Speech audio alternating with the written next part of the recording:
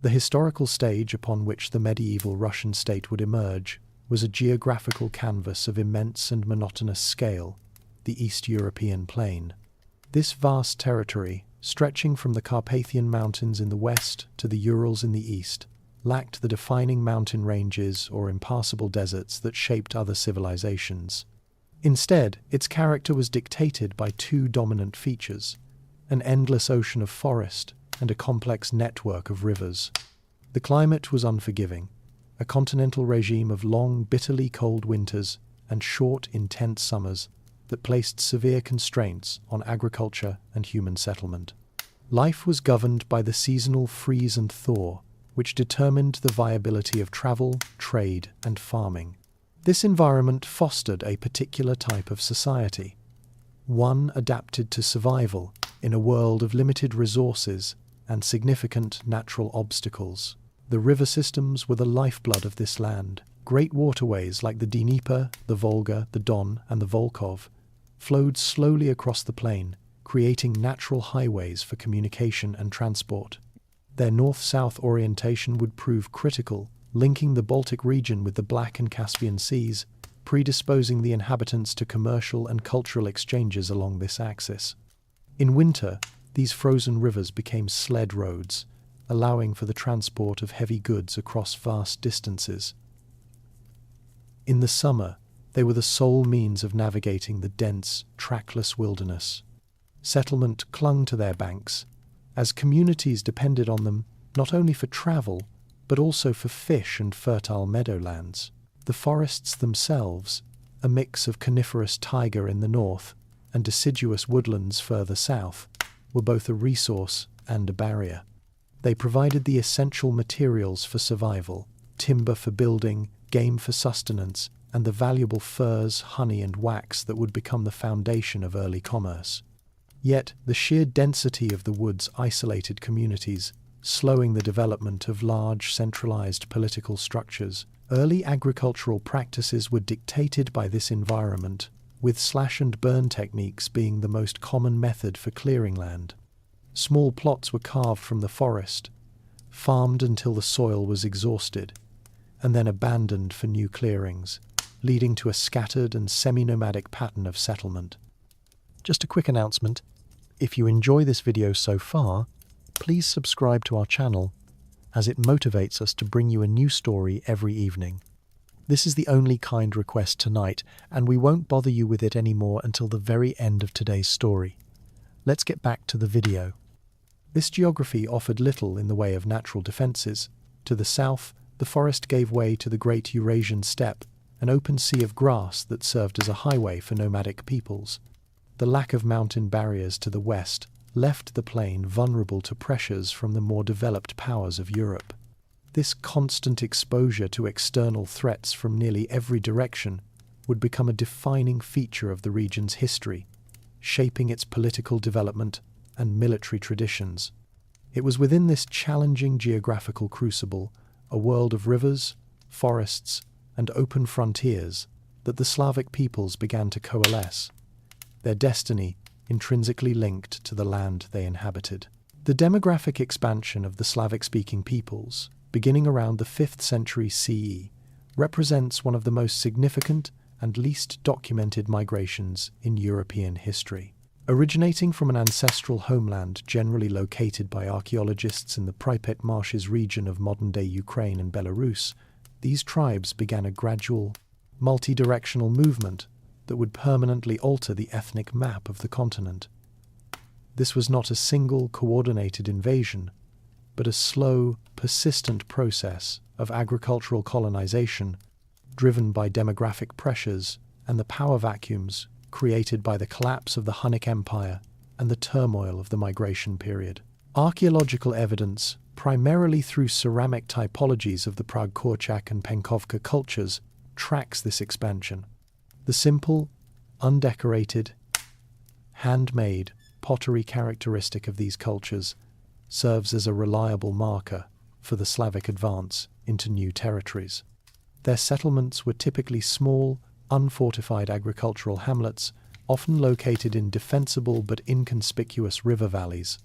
This settlement pattern suggests a society organized not for conquest, but for subsistence and survival, expanding incrementally as new lands for farming were required. The Slavic migration proceeded along three main axes. One group moved westward, crossing the Vistula and Oder rivers to settle lands in modern Poland, the Czech Republic, and eastern Germany, territories largely depopulated by the earlier westward movement of Germanic tribes.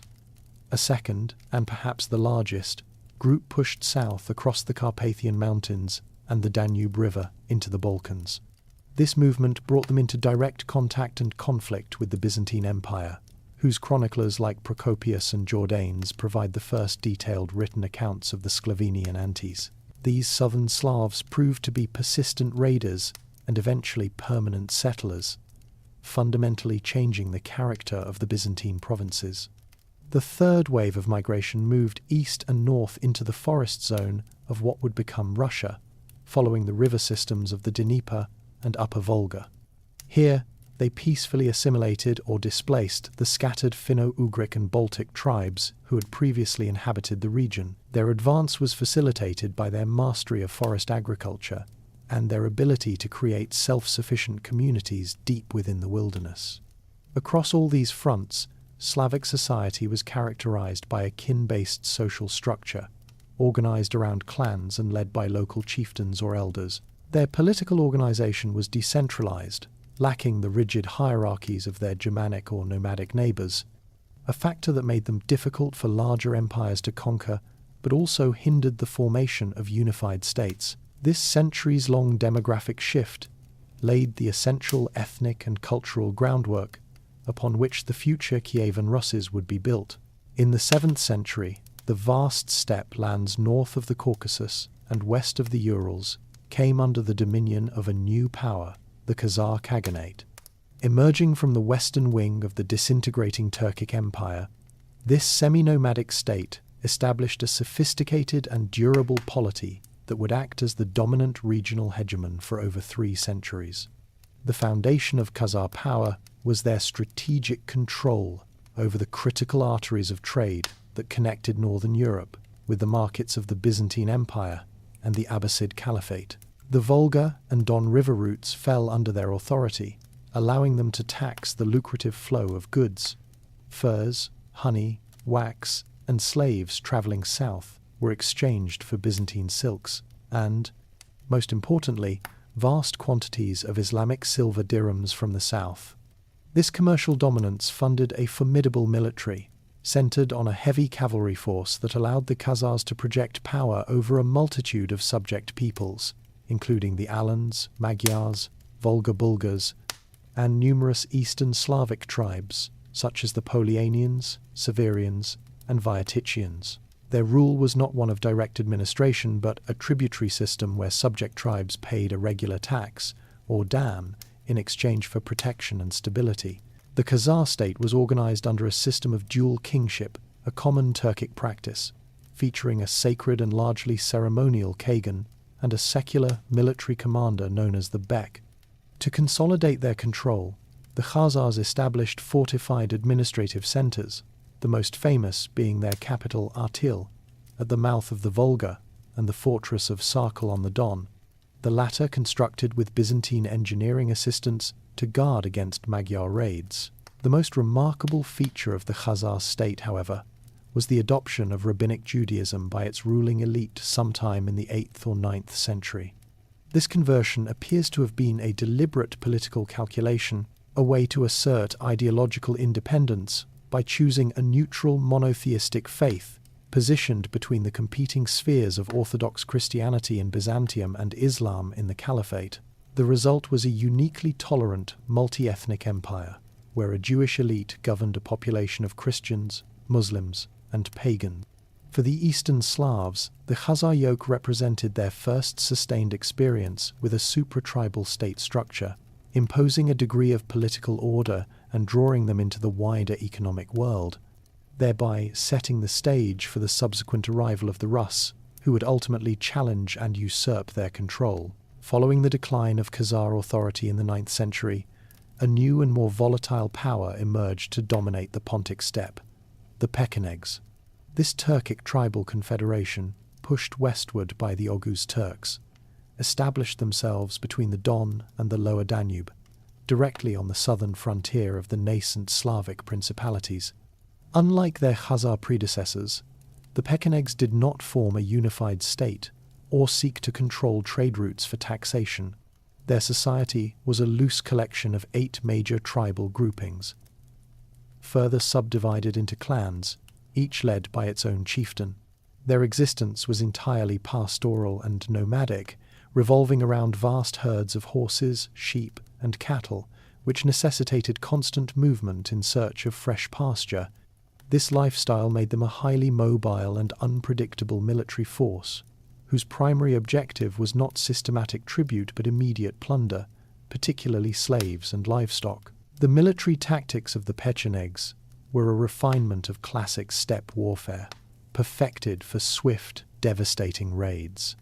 Their armies consisted almost exclusively of light horse archers, who wielded powerful composite bows from the saddle with exceptional skill. Their strategy eschewed pitched battles in favor of surprise attacks, ambushes, and the signature feigned retreat, designed to lure a disciplined enemy into a disordered pursuit where they could be encircled and destroyed.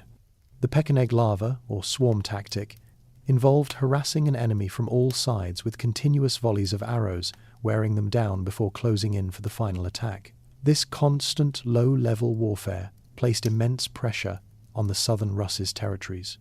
The primary chronicle is replete with accounts of Pecheneg raids that devastated the agricultural hinterland of Kiev and threatened the capital itself. Consequently, the early Kievan princes were forced to expend significant resources on constructing a system of defensive ramparts and forts, the serpent walls, and maintaining a permanent military readiness. The Pechenegs also became key players in regional geopolitics. Byzantine emperors, such as Constantine VII Porphyrogenitus, provided detailed accounts of their tribes and leaders, viewing them as a crucial, if unreliable, instrument to be used against the Rus, the Bulgars, and other rivals. For nearly 2 centuries, they were the preeminent and defining threat from the steppe, a persistent force of disruption that shaped the military and political development of Kievan Rus. Prior to the 9th century arrival of the Varangians, Eastern Slavic society was fundamentally acephalous, lacking a cohesive state structure. The primary unit of social organization was the rod, a patriarchal clan based on kinship, which collectively owned land and resources.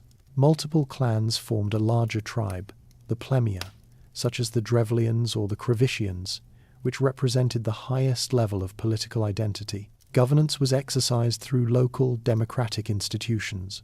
Critical decisions concerning warfare, justice, and the allocation of communal lands were made by a tribal council of elders composed of the heads of the most prominent clans.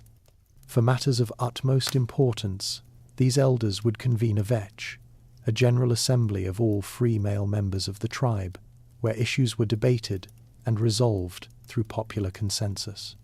While temporary military leaders could be chosen in times of war, there was no permanent hereditary princely class. Authority was situational and derived from respect and consent rather than institutionalized power.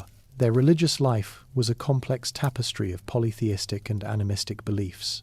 The pantheon included major deities such as Perun, the god of thunder, lightning, and war, who was revered by the warrior elite, and Veles, the chthonic god of cattle, wealth, and the underworld. Alongside these high gods, Slavic cosmology was populated by a host of lesser spirits that inhabited the natural world: the Leshy in the forest, the Vodyanoi in the water, and household protectors like the Domovoi. Religious practice was decentralized, with rituals performed by clan elders or shamans at natural sites deemed sacred, venerable oak trees, rivers, and clearings where wooden idols were erected. There was no organized priestly caste, and beliefs varied significantly from tribe to tribe, reflecting a localized and deeply traditional spiritual landscape. As intertribal conflict and the threat of external raids became more frequent, the Slavs began to develop fortified settlements known as gorods. These were not true urban centers but rather proto-towns, typically built on strategic high ground at river confluences and enclosed by earthen ramparts and timber palisades. The gorod served as a refuge for the surrounding rural population in times of danger, a center for local craft production, and the residence of the tribal elite. The accumulation of surplus agricultural goods and the products of the forest trade within these enclosures began to foster social stratification, creating a nascent warrior and administrative class. It was these scattered, self-governing tribal centers, connected by riverways but lacking political unity, that the Russes would first encounter and ultimately subordinate. Beginning in the late 8th century, Scandinavian warrior merchants, known in Eastern sources as the Rus and in Byzantine texts as Varangians, began to systematically exploit the vast river network of the East European plain.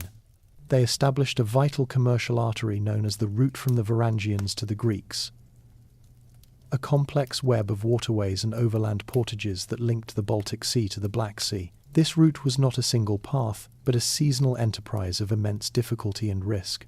Starting from trading posts like Staraya Ladoga, fleets of shallow draft longships would navigate the Volkhov River, cross Lake Ilmen, and ascend the Lovot River. The most critical juncture was the portage, a grueling overland haul of their vessels, on rollers from the Lovat's headwaters to the upper reaches of the Dnieper River. From there, it was a long descent south, a journey fraught with peril, most notably the series of treacherous rapids below modern-day Zaporizhia, which required either another portage or a dangerous passage under the constant threat of ambush from steppe nomads. Once past this obstacle, the Rus would re-rig their ships for the open water of the Black Sea and sail to the ultimate prize, Constantinople, which they called Miklagard, the great city. The primary impetus for this arduous journey was the immense wealth of the Byzantine and Abbasid markets. The Rus acted as intermediaries, organizing the extraction of the northern forest's resources. The trade was dominated by a few key commodities: high-value furs, particularly sable, marten, and black fox, beeswax, essential for church candles, and above all, slaves, captured from the surrounding Slavic tribes and known in Arabic markets as sakaliba. In exchange for these goods, the Rusas sought portable wealth. Byzantine silks, wines, spices, and finely crafted jewelry were highly prized. But the most crucial return commodity was silver. Hoards discovered across Scandinavia and Russia are dominated by Byzantine Miliaresia, and, from the parallel Volga trade route, hundreds of thousands of Abbasid dirhams. This influx of silver funded the Rus' military expeditions and consolidated their power. Their commercial ventures were armed enterprises. Merchants travelled in well-organized convoys, protected by a warrior retinue known as a druzhina.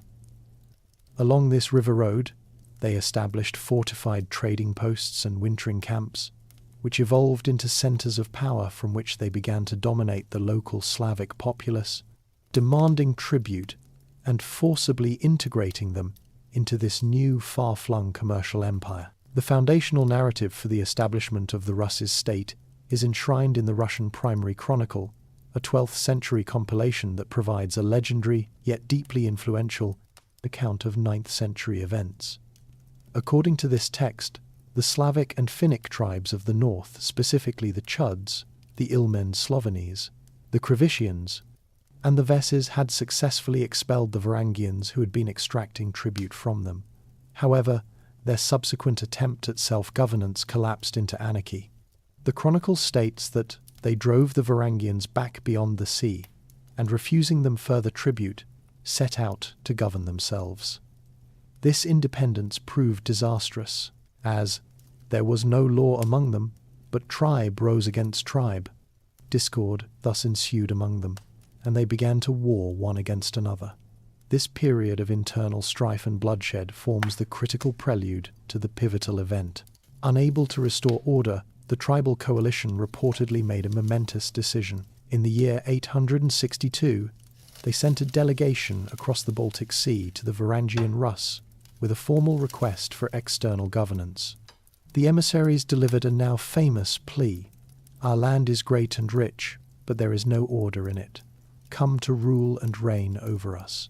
This invitation is presented not as a conquest, but as a voluntary contract, a search for an impartial arbiter to impose law and end the internecine conflict that was tearing their society apart.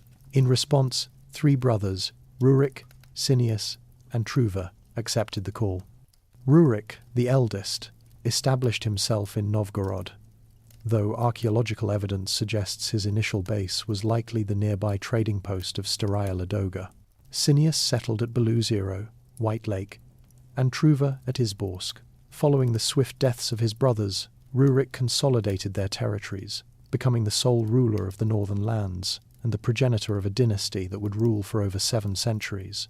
The historicity of this invitation of the Varangians is a subject of intense scholarly debate. The Normanist school of thought accepts the chronicle's account as a reflection of a core truth, that a Scandinavian elite imposed statehood upon a less developed Slavic population. Conversely, anti-Normanist historians argue the story is a later literary invention, crafted by 12th century Kievan monks to legitimize the ruling Rurikid dynasty by portraying their origins as legitimate and consensual, rather than the result of a brutal conquest. Regardless of its literal accuracy, the narrative captures the essential dynamic of the era: the establishment of a Scandinavian-led political and military structure over a predominantly Slavic populace, creating the nucleus of the future Kievan Rus's state. While the primary chronicle places Rurik directly in Novgorod, archaeological evidence provides a more nuanced picture of the Rus' consolidation of power in the north. The initial Scandinavian stronghold was likely not the city itself, but a fortified settlement established a short distance downriver, at what is now known as the Rurikovo Gorodische, or Rurik's Hill Fort. This strategic location, situated at the source of the Volkhov River as it flows from Lake Ilmen, was a pre-existing tribal centre that the Varangians occupied and fortified around the mid-9th century. From this citadel, Rurik's armed druzhina could exert control over the crucial junction of northern waterways. The site commanded the entrance to Lake Ilmen, the gateway to the southern river systems, and effectively controlled the flow of tribute from the vast hinterland inhabited by the Ilmen Slovenes and neighbouring Finnic tribes. This stronghold was less a city and more a military administrative base for the systematic collection of the forest's wealth. The settlement that would become Novgorod proper developed from this base, its growth fueled entirely by its commercial significance. Its position on the Volkhov made it an indispensable nexus on the trade route to Byzantium. Varangian longships laden with goods from the Baltic would arrive and reprovision before navigating the lake and rivers to the south. Simultaneously, it was the primary collection point for the northern goods demanded by eastern markets. Furs, honey, wax, and slaves were funneled from the sprawling forests into the warehouses of Novgorod, where they were sorted, taxed, and bundled for the long journey south. This commercial activity transformed the settlement from a mere military outpost into a bustling proto-urban centre. Archaeological excavations in Novgorod's deep, waterlogged cultural layers have revealed a remarkably detailed picture of this early development. The remains show a planned settlement with timber-paved streets, property fences, and distinct neighbourhoods.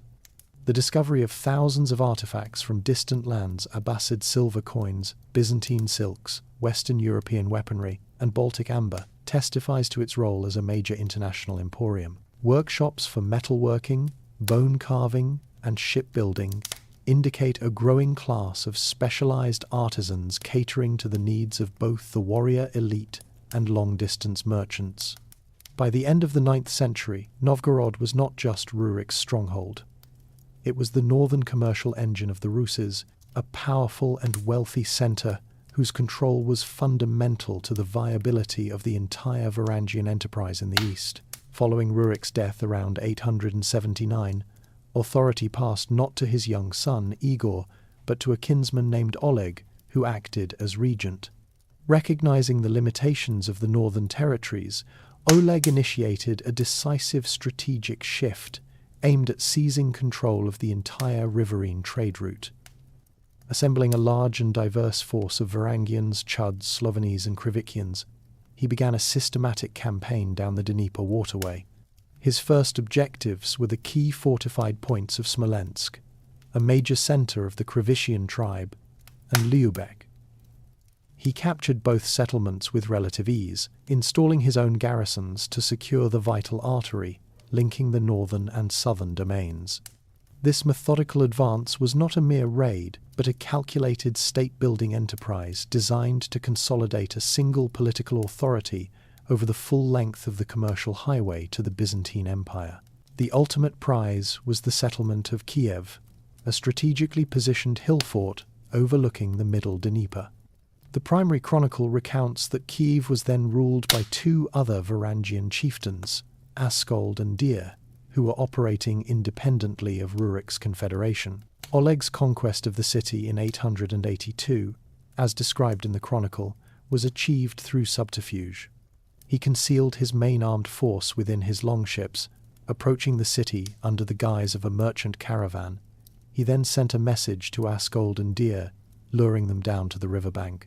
Once they were exposed, and without their personal guard, Oleg's warriors emerged. He presented the infant Igor, Rurik's heir, and declared, "You are not princes, nor of a princely line, but I am of princely birth. And this is the son of Rurik."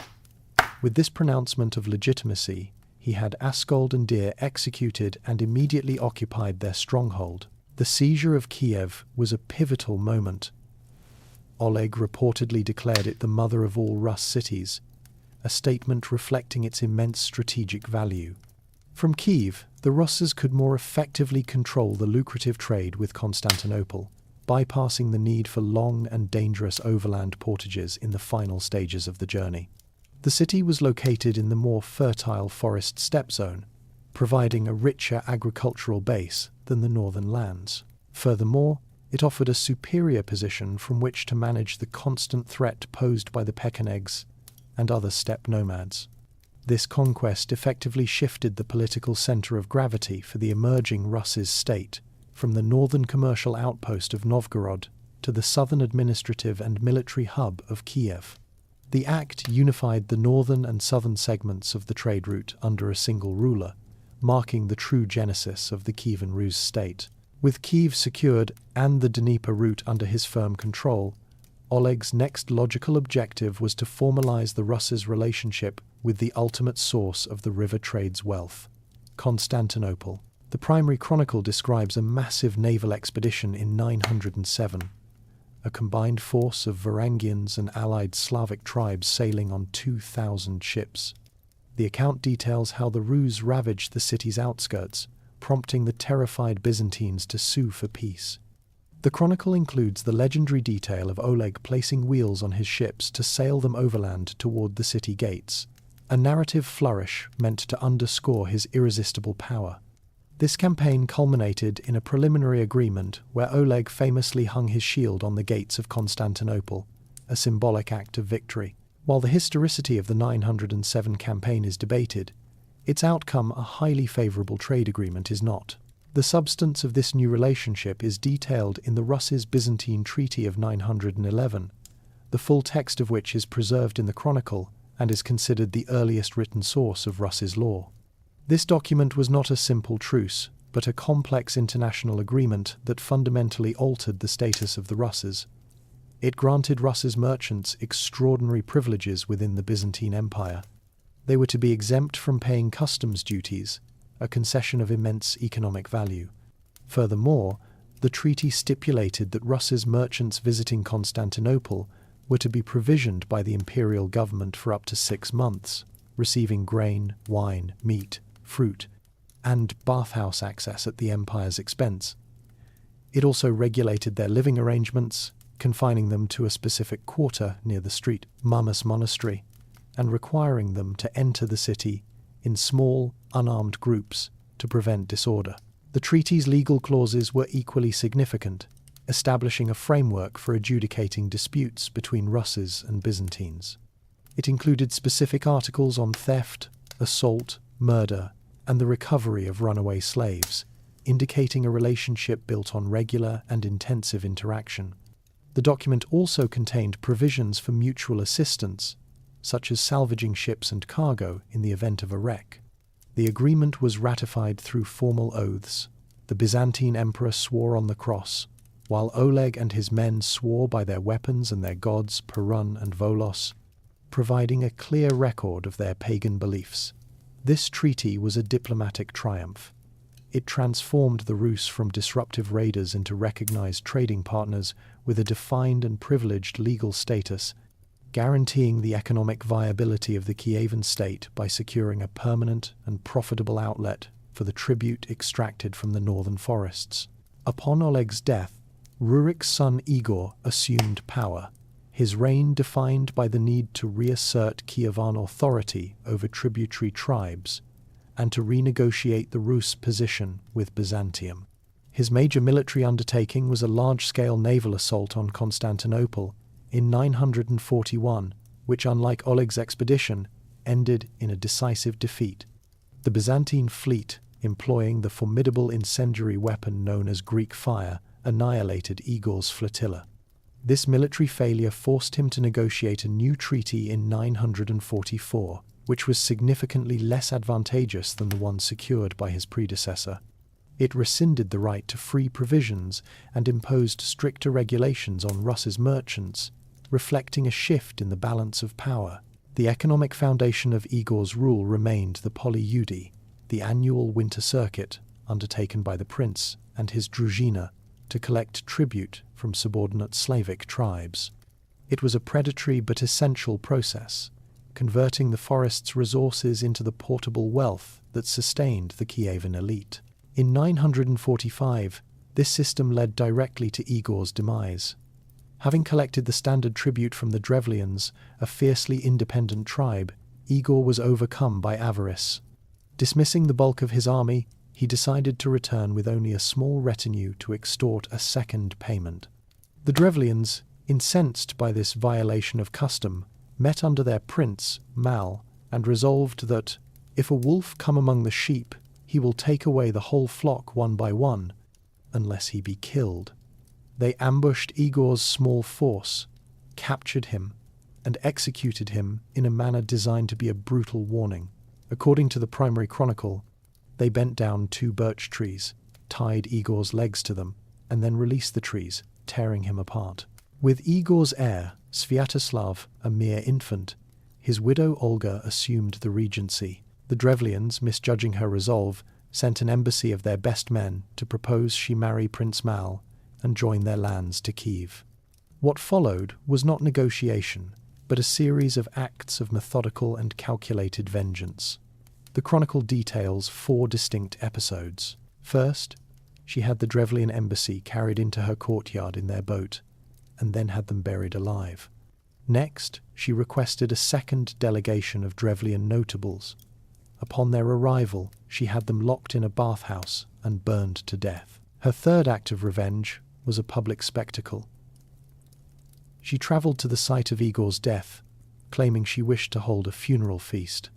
After encouraging the Drevlians to drink heavily, she gave a signal to her own soldiers, who proceeded to massacre the inebriated crowd, with the chronicle claiming a toll of 5,000.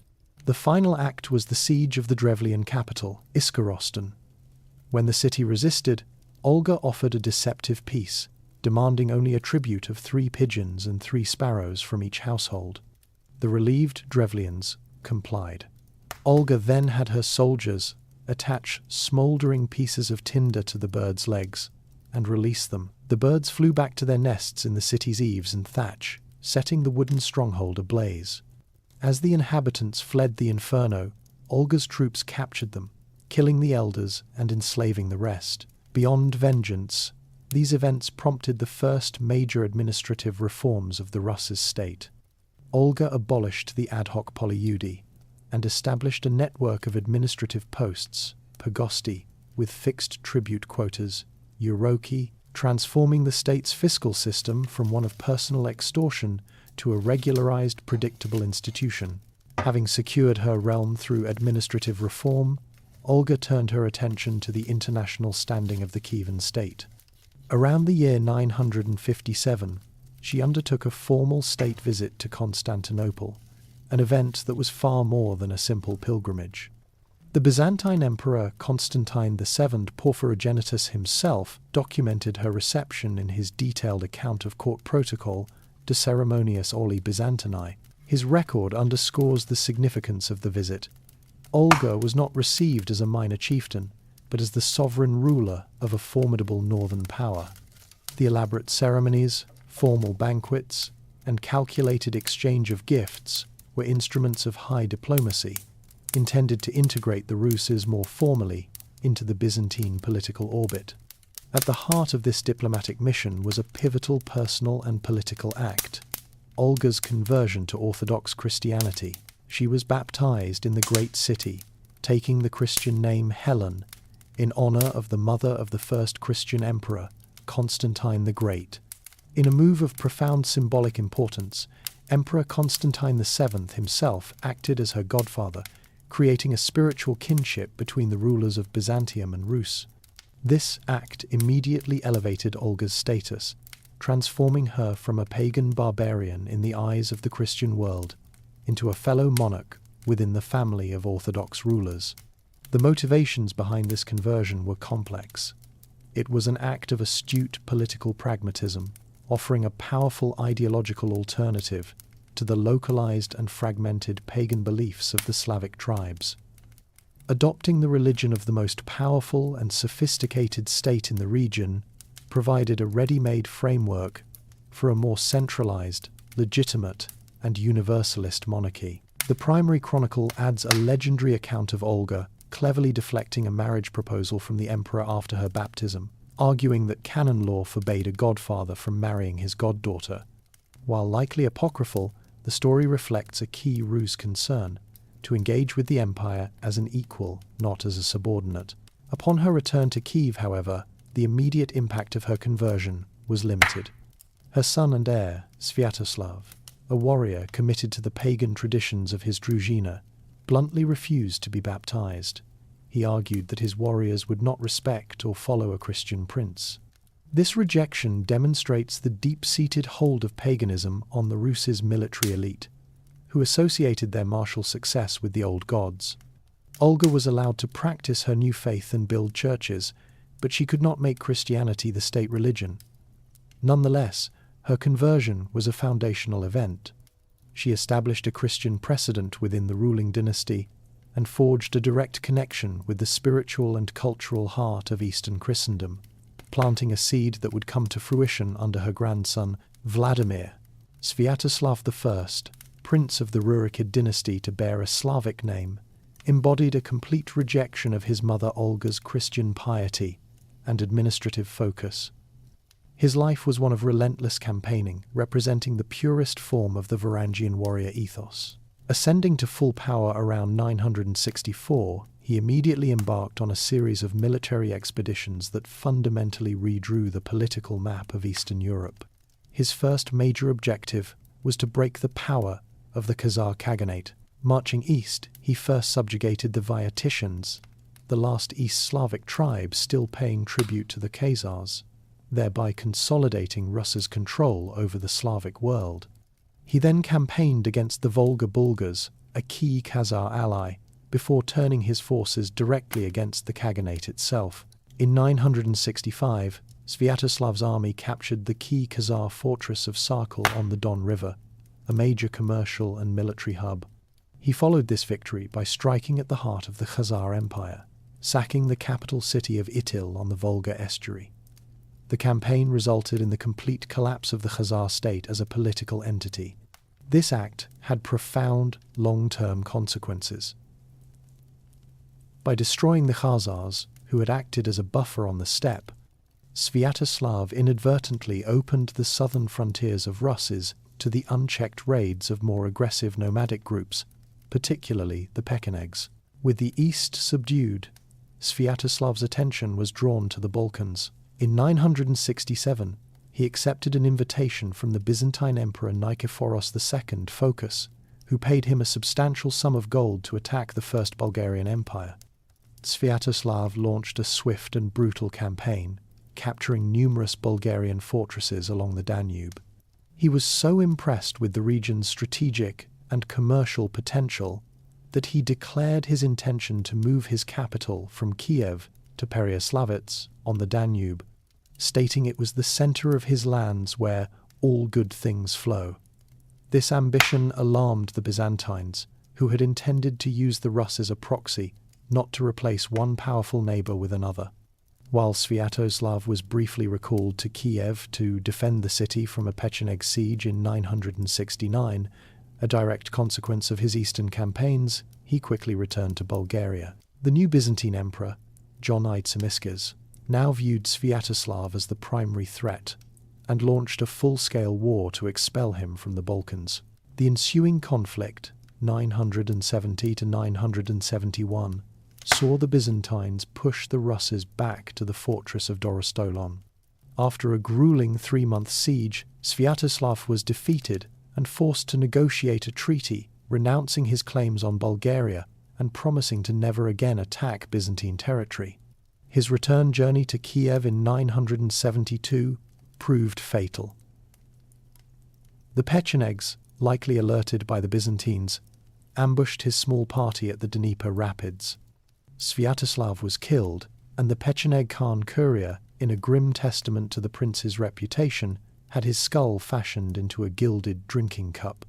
Sviatoslav's reign was one of spectacular military expansion, but his strategic overreach and neglect of internal governance left his successors a legacy of both vast new territories and dangerous new enemies. Sviatoslav's death in 972 immediately destabilized the Kievan state, as he had made no clear provision for a single successor. Instead, he had followed a common practice of apportioning his lands among his sons. The eldest, Yaropolk, was assigned the capital of Kiev. The second, Oleg, received the lands of the Drevlians. The youngest, Vladimir, born to Sviatoslav's concubine and bondswoman Malusha, was sent to govern the commercially vital but distant city of Novgorod. This division created a fragile balance of power that shattered in 977, sparking the first major internal conflict of the Rurikid dynasty. The catalyst was not a direct contest for Kiev, but a feud. Oleg killed the son of Sveneld, a powerful Varangian warlord and Yaropolk's chief advisor. Goaded by Sveneld, Yaropolk marched against his brother. In the ensuing battle near Ovruk, Oleg's forces were defeated. During the panicked retreat into the city, Oleg was pushed from a bridge into a deep moat and crushed to death by the press of his own men and horses. Upon learning of Oleg's death, Vladimir in Novgorod understood that Yaropolk would seek to consolidate his rule by eliminating all potential rivals. Fearing he was next, Vladimir fled across the sea to Scandinavia, his ancestral homeland, to recruit a new army of Varangian mercenaries. With Vladimir in exile, Yaropolk became the sole ruler of Rus, uniting the territories under his single command. His reign, however, would be brief. In 978, Vladimir returned with a formidable mercenary force. After easily retaking Novgorod, he embarked on a calculated campaign to secure his rear before confronting his brother. He marched on Polotsk, a strategic principality on the western Dvina, ruled by the Varangian prince Rogvolod. Vladimir demanded the hand of Rogvolod's daughter Rogneda, but she publicly scorned him, refusing to unlace the boots of a slave's son. In response, Vladimir stormed the city, killed Rogvolod and his 2 sons, and forcibly took the humiliated Rogneda as his wife, brutally neutralizing a key potential ally for Yaropolk. With his northern flank secure, Vladimir advanced on Kiev. Yaropolk's position was fatally undermined from within by his own advisor, Blood, who had secretly defected to Vladimir. Blood persuaded Yaropolk to abandon the well-fortified capital and retreat to the smaller town of Rodnia at the mouth of the Ros River. Vladimir promptly besieged Rodnia, where famine soon took hold. Blood then completed his betrayal by convincing the desperate Yaropolk to seek peace negotiations at Vladimir's headquarters. As Yaropolk entered his brother's tent, he was ambushed and impaled by two Varangian swordsmen. Vladimir, now the undisputed master of Rus, consolidated his victory by taking Yaropolk's pregnant Greek wife, a former nun captured by Sviatoslav, as another of his wives. The fratricidal war was over, establishing a violent precedent for succession and leaving Vladimir the Great as the sole and profoundly pagan ruler of the Kievan state. Having secured his rule through brutal consolidation, Vladimir I initially sought to unify his diverse realm through a reformed paganism. In approximately 980, he established an official state pantheon on a hill overlooking Kiev, erecting idols to 6 major gods, headed by the thunder god Perun, whose statue was distinguished by a silver head and a golden moustache. This attempt to create a cohesive religious system ultimately failed to provide the ideological framework necessary to govern a complex and expanding state. The tribal nature of the Slavic deities lacked the universalist appeal and sophisticated legal moral structure required to rival neighboring monotheistic powers. Recognizing this, Vladimir began a systematic investigation of the major world religions, a process immortalized in the legendary Examination of the Faiths narrative of the primary chronicle. According to the chronicle, envoys were sent to observe the religions of neighboring peoples. The Islam of the Volga Bulgars was rejected due to its prohibitions on alcohol and pork, with Vladimir reputedly declaring, "Drinking is the joy of all Rus." He dismissed the Judaism of the scattered Khazars, reasoning that their loss of Jerusalem signified divine abandonment. The solemn, unadorned rituals of the Roman Catholic Germans failed to impress his emissaries. The decisive report came from the envoys sent to Constantinople, who, after witnessing the divine liturgy in the Hagia Sophia, declared they knew not whether we were in heaven or on earth, overwhelmed by the sublime beauty of the service. While this account provides a compelling spiritual justification, the final decision was a masterstroke of geopolitical strategy. Adopting orthodoxy offered a direct alliance with the Byzantine Empire, the wealthiest and most culturally advanced civilization in their known world, without requiring subservience to a foreign patriarch like the Pope in Rome. The actual catalyst for the conversion was a military and diplomatic crisis. In 987, the Byzantine Emperor Basil II faced a dangerous rebellion and sought Vladimir's military aid. Vladimir agreed, but demanded a price of unprecedented value: marriage to the emperor's sister, Anna Porphyrogenita, a princess born in the purple. For a Byzantine emperor to marry his sister to a pagan barbarian was a near unthinkable humiliation, but Basil II desperately needed the 6,000 elite Rus warriors Vladimir offered. When the emperor hesitated after the Russes helped crush the revolt, Vladimir forced the issue by attacking and capturing the vital Byzantine port of Chersonesos in Crimea in 988. Faced with this ultimatum, Basil II consented to the marriage, on the absolute condition that Vladimir be baptized. Vladimir complied, undergoing baptism at Chersonesos. He then returned to Kiev, not only with his imperial bride, but with Byzantine priests and religious artifacts. In the summer of 988, he ordered the pagan idols in Kiev to be destroyed. The statue of Perun was flogged and cast into the Dnieper, and commanded the mass baptism of his people in the river, an act that irrevocably tied the destiny of the Rus to the Orthodox Christian world. The reign of Yaroslav I, known as the Wise, represents the political and cultural apogee of the Kievan state, though his path to power was steeped in the same fratricidal violence that characterized the preceding generation. Following Vladimir the Great's death in 1015, a brutal succession struggle erupted among his many sons. The primary antagonist was Sviatopolk the Accursed, who seized Kiev and orchestrated the murders of his half-brothers Boris and Gleb. These two princes, who met their deaths with Christian forbearance, would become the first native saints of the Ruses, canonized as martyrs and passion-bearers. Yaroslav, ruling in Novgorod, challenged Sviatopolk, and after a protracted 4-year war, finally defeated him and secured the Kievan throne in 1019. He He spent the next decade and a half consolidating his rule, eventually becoming the undisputed leader of all Kievan lands after the death of his last rival brother, Mstislav of Chernigov, in 1036. With his power secured, Yaroslav presided over an era of unprecedented cultural and architectural development.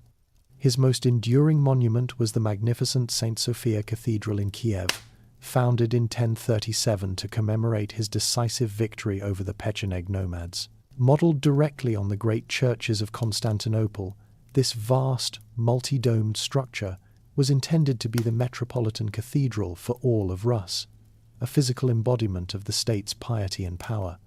Its interior was lavishly decorated with intricate mosaics and frescoes by Byzantine masters, establishing a standard for religious art and architecture that would define Rus's culture for centuries.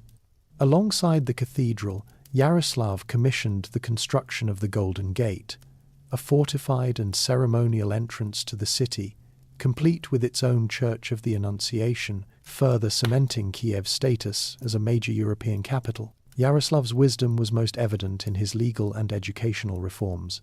He sponsored the creation of the first written legal code of the Eastern Slavs, the Ruskaya Pravda, Justice of the Rus. This document was a landmark achievement, beginning the process of replacing traditional blood feuds and tribal vengeance with a formalized system of monetary fines, known as the vira, for crimes ranging from murder to theft. The code provided a common legal framework for his diverse subjects, strengthening the central authority of the prince. A great patron of learning, Yaroslav gathered scribes and translators at his court to copy religious and historical texts, translating Greek works into Church Slavonic. He established a major library within St. Sophia Cathedral, laying the foundation for a literate clerical and administrative class.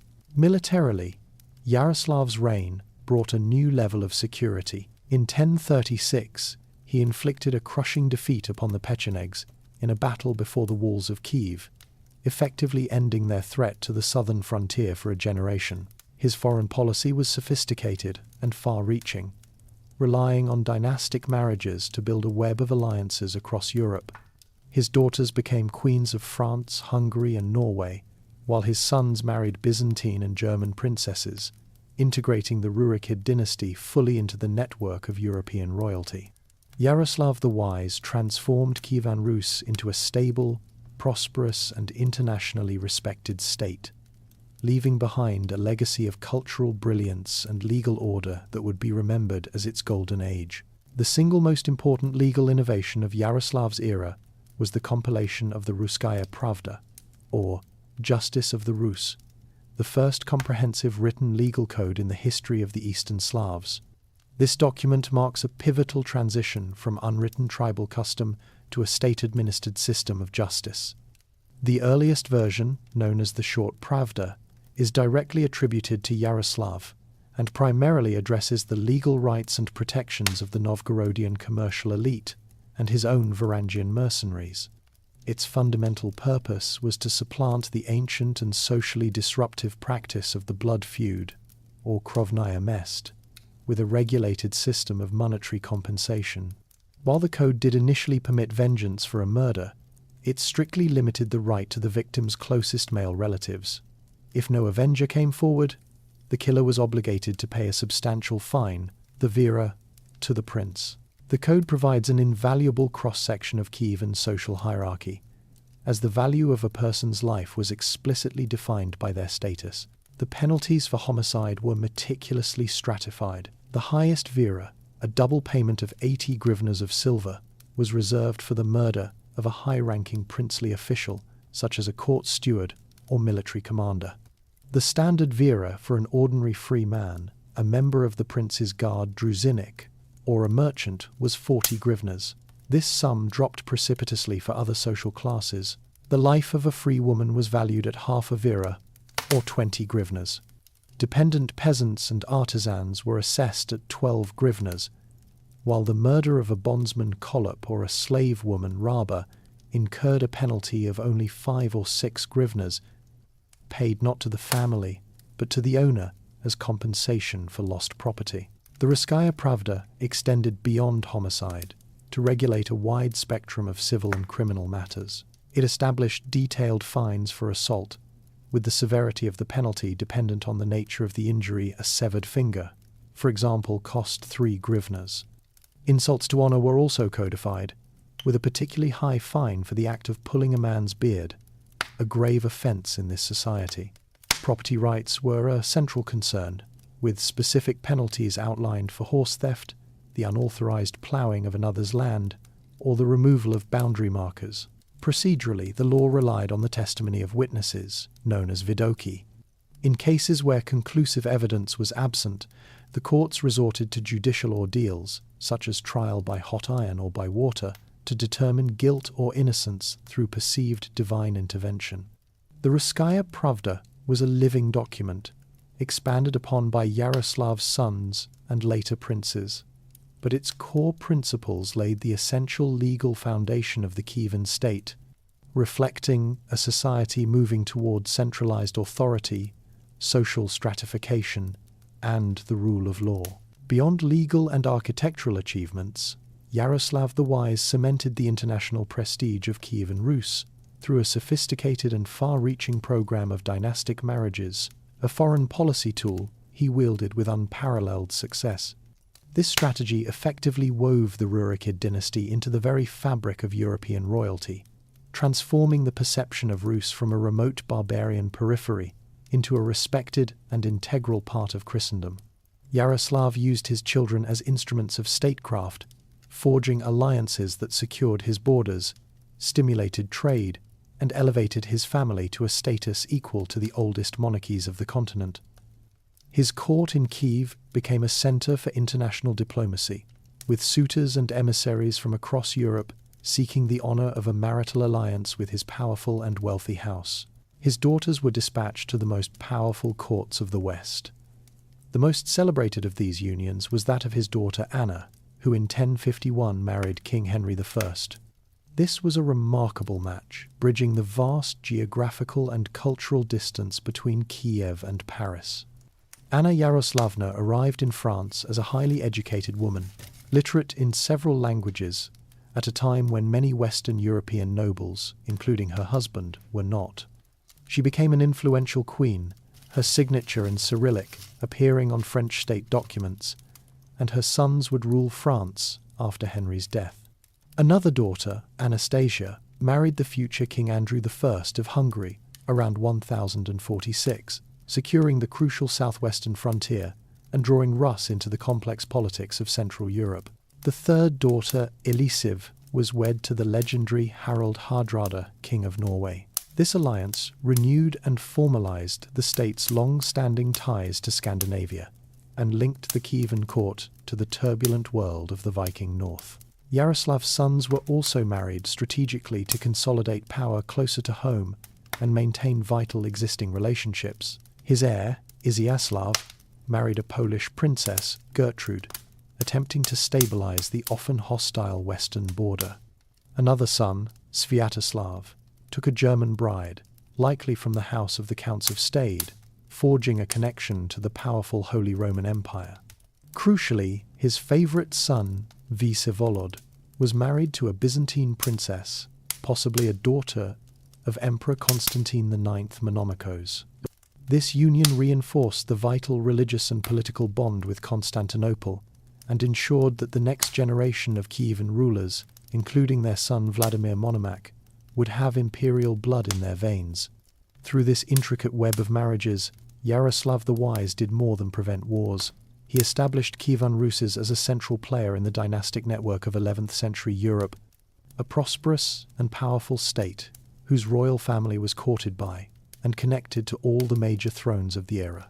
While Yaroslav's St. Sophia Cathedral represented the official, state-sponsored face of the new Christian faith, the spiritual heart of Kievan Rus would develop from much humbler origins in the caves overlooking the Dnieper River.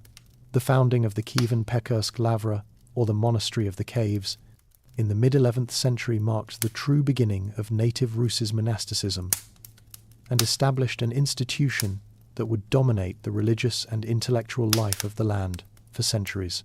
Its origins are traced to the ascetic hermit Antony, a Rus's native who had travelled to the great centre of Orthodox monasticism, Mount Athos in Greece. Imbued with the Athonite ideal of solitary spiritual struggle, Antony returned to Kiev around 1051 and sought a life of seclusion. He excavated a small cave in the wooded hills outside the bustling city and devoted himself to prayer and fasting. His reputation for piety soon attracted followers, creating a small community of hermits who also dug their own cells into the soft Loess cliffs. The monastery's character was fundamentally transformed by the arrival of Theodosius, who became its second great leader. While Antony embodied the eremitic, or solitary, tradition, Theodosius was an organizer who introduced the principles of cenobitic, or communal, monasticism. Around 1062, he formally adopted the Studite rule, a comprehensive set of regulations from the Studios monastery in Constantinople that governed all aspects of monastic life, from the daily cycle of worship and work to the rules of obedience and communal property. Under Theodosius's leadership as abbot, the community moved from the individual caves to above-ground wooden structures, including a main church, a refectory, and cells for the rapidly growing number of monks. The Lavra quickly became the undisputed spiritual centre of Kievan Rus. It was a powerhouse of Orthodox piety, producing a generation of bishops who were appointed to sees across the land, spreading its distinct model of ascetic spirituality.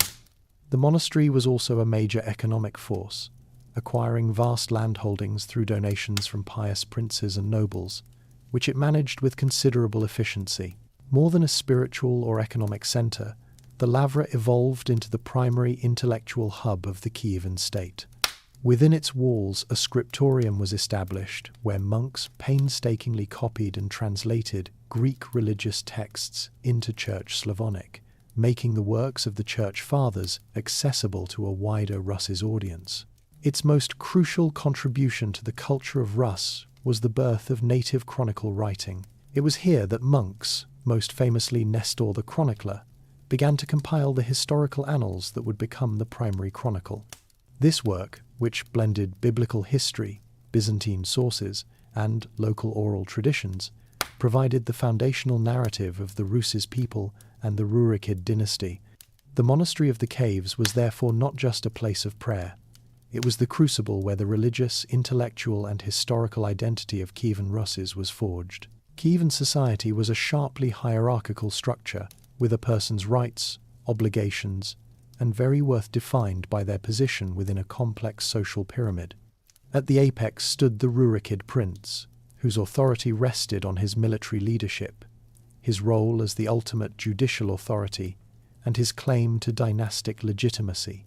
Below him was a privileged elite, and beneath them, the vast majority of the populace whose labour supported the state. The primary instrument of princely power was the druzhina, a permanent military retinue bound to the prince by an oath of personal loyalty. This was not a homogeneous Slavic force, but a multi-ethnic body, initially dominated by Varangians and later incorporating Slavic, Turkic, and other warriors. The druzhina was divided into two tiers. The senior members, who came to be known as boyars, served as the prince's closest advisors, military commanders, and administrators of his domains. They formed a princely council and were rewarded with land grants and a significant share of tribute. The junior members constituted the professional fighting force, living in the prince's court and serving as his bodyguard, garrison troops, and tax collectors. Below this military aristocracy was a burgeoning urban population of merchants and artisans. The merchants, or kupci, formed a wealthy and influential class, controlling the state's economic lifeblood. They managed the long-distance trade in furs, slaves, wax, and honey, accumulating considerable fortunes and often acting as diplomatic and commercial agents for the prince. The artisans, concentrated in the lower commercial districts of cities like Kiev's Podil, were highly specialized. Archaeological excavations have revealed entire city blocks dedicated to specific crafts, such as pottery, blacksmithing, leatherworking, and the production of fine jewellery using sophisticated techniques like cloisonné enamel. These urban dwellers, while free, were subject to the prince's justice and taxation. The foundation of the entire state, was the rural population, the peasantry, collectively known as smrdi. The majority were initially free commoners who lived in agricultural communes, owned their own land, and paid tribute directly to the prince or his agents. However, over time, a growing number became economically dependent, falling into debt and becoming tenant farmers on the estates of the prince, the boyars, or the church. These dependent peasants, known by various terms like zakupi, owed labor service and a portion of their harvest to their landlords. At the very bottom of the social ladder were slaves, or kolopi. Slavery was a significant institution, with slaves acquired through capture in war, birth, or as a penalty for certain crimes or insolvency. They were considered chattel, with no legal rights, and were employed in both domestic service and agricultural labor on large estates. This stratified society, from the prince down to the slave, was held together by a system of tribute, military obligation, and the legal framework codified in the Russkaya Pravda. Despite all his successes in law, diplomacy, and culture, Yaroslav the Wise bequeathed to his descendants a political system that would prove to be the fatal flaw of the Kievan state. In an attempt to prevent the fragmentation that plagued Western European kingdoms, he devised a complex and unique system of collateral succession known as the rota or ladder system. His intent was to preserve the unity of Ruses by treating it as the collective patrimony of the entire Rurikid clan, rather than dividing it among his sons. The arrangement dictated that the most senior member of the dynasty would rule as Grand Prince from the paramount throne of Kiev. His younger brothers and sons would govern lesser cities in a strict hierarchy of importance, from major centers like Chernigov and Pereyaslav down to minor provincial towns. Upon the death of the Grand Prince, the next most senior prince in the clan, typically his eldest surviving brother, would ascend to the Kievan throne, and all the other princes on the ladder would move up to the next most prestigious city. This intricate system, while theoretically designed for unity, was in practice a recipe for perpetual conflict. Its primary weakness lay in its ambiguity. It created two competing principles of inheritance: the generational seniority of a brother versus the direct lineage of a son. This led to intractable disputes between uncles and their nephews over who held the senior claim to the Kievan throne. Furthermore, the system produced a class of disinherited princes known as izgoy. If a prince died before he had ruled in Kiev, his sons were permanently excluded from the line of succession, leaving them landless and with every incentive to carve out a principality for themselves through violence. The constant rotation of princes from one city to another also fostered political instability, preventing rulers from developing lasting ties to the lands they governed and encouraging short-term exploitation over responsible administration. The system's flaws became apparent almost immediately after Yaroslav's death in 1054.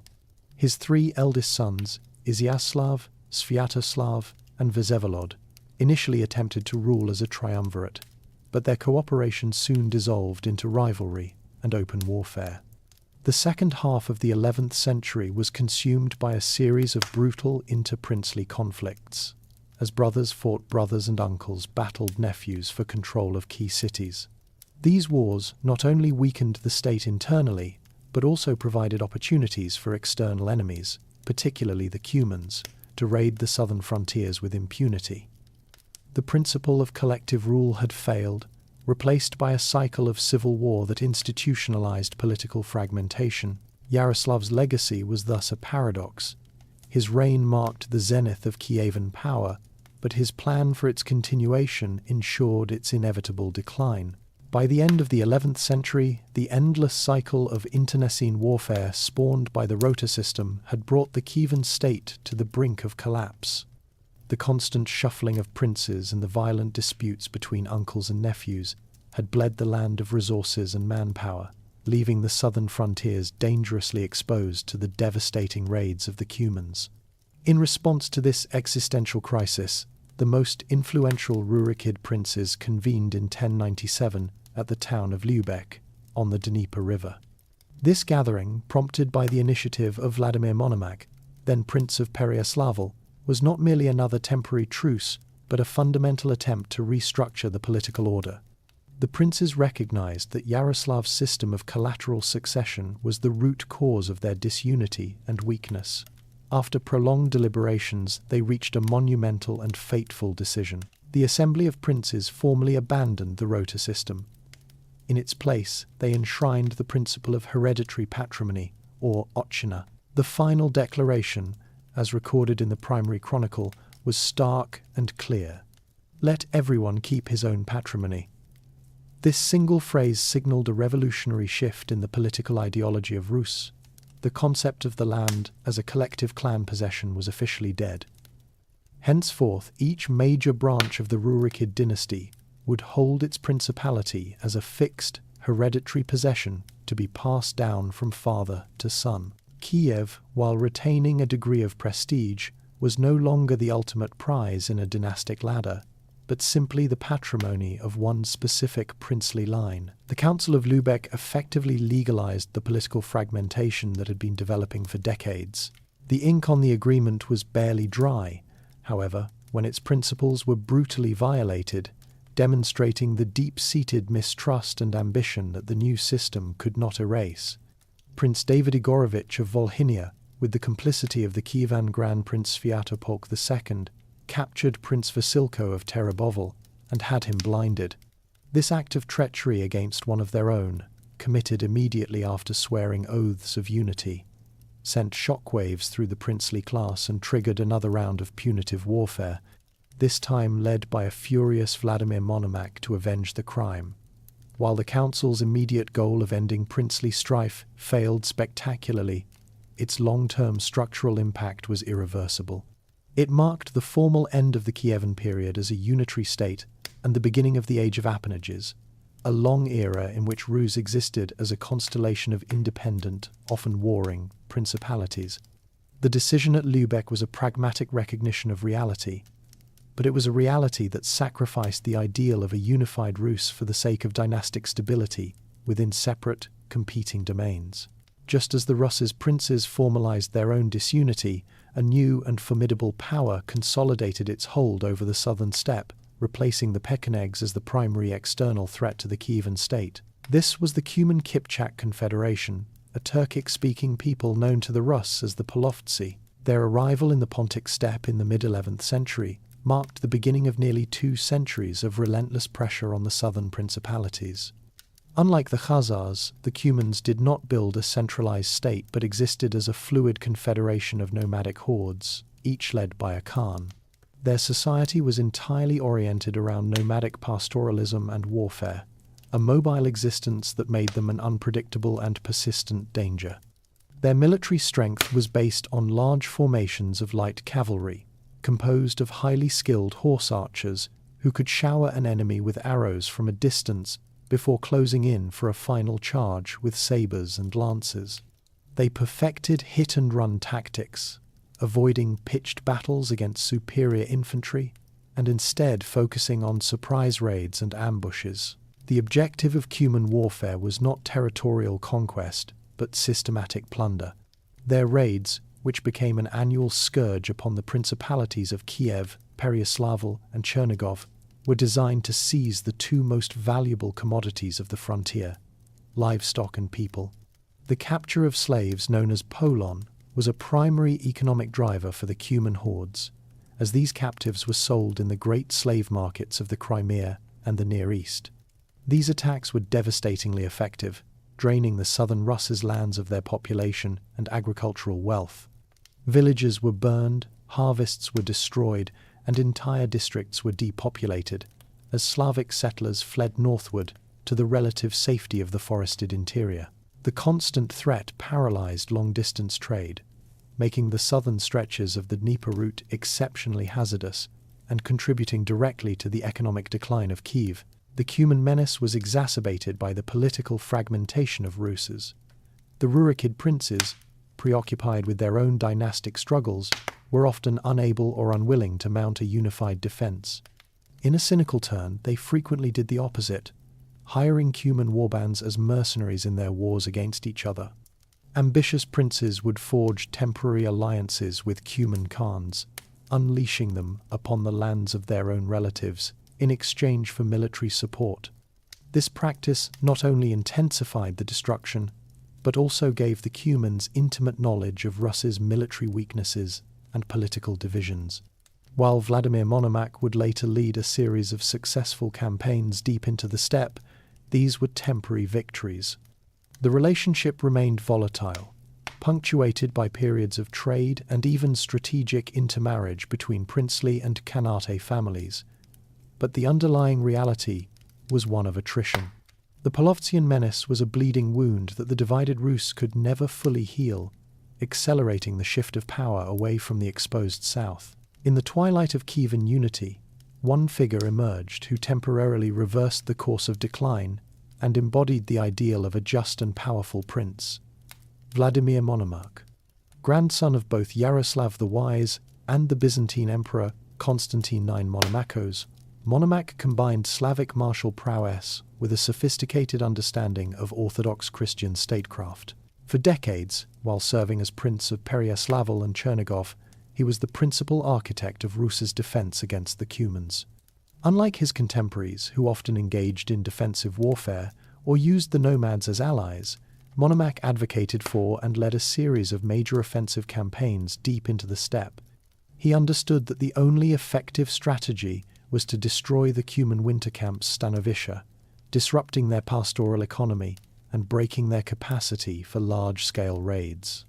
His victories, most notably at the battle on the Sula River in 1107, were decisive, temporarily crushing the Cuman threat and bringing a generation of relative peace to the southern frontier. His military prestige and moral authority was so great that in 1113, following the death of Grand Prince Sviatopolk II and a subsequent popular uprising in Kiev against moneylenders and the ruling elite, the city's assembly Vek bypassed the established succession order and invited Monomakh to take the throne.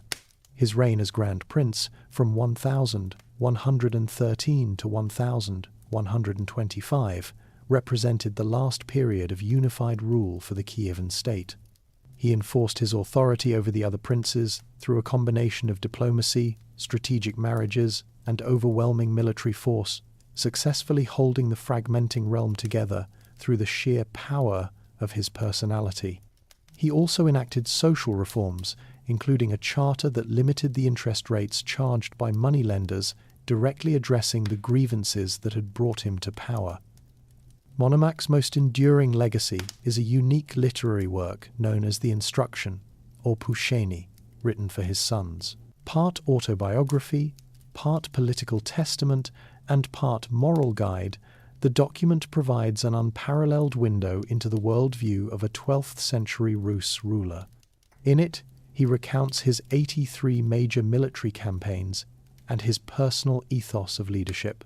He admonishes his children to rule justly, to protect the poor and the widowed from the powerful, to avoid shedding innocent blood, and to personally oversee all aspects of their domain. He stresses the importance of Christian piety, humility, and constant diligence, urging them not to grow lazy, but to work. Most poignantly, he begs them to live in peace with one another and avoid the fratricidal conflicts that had so weakened Rus. The Instruction is a testament to his attempt to fuse Christian ethics with the responsibilities of a warrior prince. His reign was a final, brilliant resurgence, but the centrifugal forces he had held in check could not be permanently contained. With his death, the era of a unified Kievan Rus effectively came to an end. While Vladimir Monomakh provided a final moment of unity, the underlying historical currents were already flowing away from the Dnieper basin. The 12th century witnessed a profound demographic and political migration from the old heartland of Kievan Rus to the remote northeastern forests of the Volga-Oka Mesopotamia. This region, known as the Zalezai, or the land beyond the forests, had long been a frontier zone, inhabited by Finnic tribes and a thin layer of Slavic colonists. The constant pressure of Cuman raids and the incessant princely wars in the south turned this trickle of migration into a flood. Peasants and boyars alike abandoned the fertile but dangerously exposed southern Chernozem for the security of the deep woods, undertaking the arduous process of clearing new agricultural land. It was in this context of colonization and frontier expansion that the Principality of Vladimir Suzdal emerged as the new center of Rus's power. Unlike in Kiev, where princes had to contend with a powerful and entrenched boyar aristocracy and an often assertive urban assembly, the princes of Suzdal were creating their state on a blank slate. They were not merely rulers, but the primary organizers of settlement, founding new towns and granting land to followers who owed their loyalty directly to the prince, not to ancient clan traditions. This dynamic fostered a new, more autocratic form of political authority. The key figure in this transformation was Vladimir Monomach's sixth son, Yuri, who ruled the northeast for most of the first half of the 12th century. Yuri's relentless ambition to extend his influence back into the southern lands, particularly his repeated attempts to capture the throne of Kiev, earned him the epithet Dolgoruki, the long-armed. While his focus was often on the south, his true power base was built in the northeast. He actively fortified the principality, establishing and expanding towns like Pereyaslav-Zaleski, Yuriev-Polski, and Dimitrov. It was during his reign, in the context of a military campaign, that the first chronicle entry for Moscow appears in 1147, when Yuri invited an ally to a feast at what was then a minor fortified estate. Yuri Dolgoruki's career personified the shift in power. Though he ultimately died as Grand Prince of Kiev, his reign there was short and unpopular, seen as an intrusion by a northern outsider. His lasting achievement was the consolidation of the Vladimir Suzdal Principality, a new political entity whose wealth was based not on the declining Dnieper trade, but on the agricultural colonization of the forest and control of the upper Volga river system, a gateway to the rich markets of the east. The autocratic political model developed in the northeast reached its logical and brutal conclusion under Yuri Dolgoruki's son, Andrei Bogolyubsky. Unlike his father, Andrei harbored no ambition to rule from Kiev. He held the city and its political traditions in contempt, viewing its powerful boyars and volatile assembly as obstacles to absolute princely authority. After being installed by his father to rule in nearby Vyshhorod, he soon abandoned the south, taking with him the revered icon of the Theotokos of Vladimir, a clear statement of his intention to transfer the spiritual legitimacy of Rus to his own domain.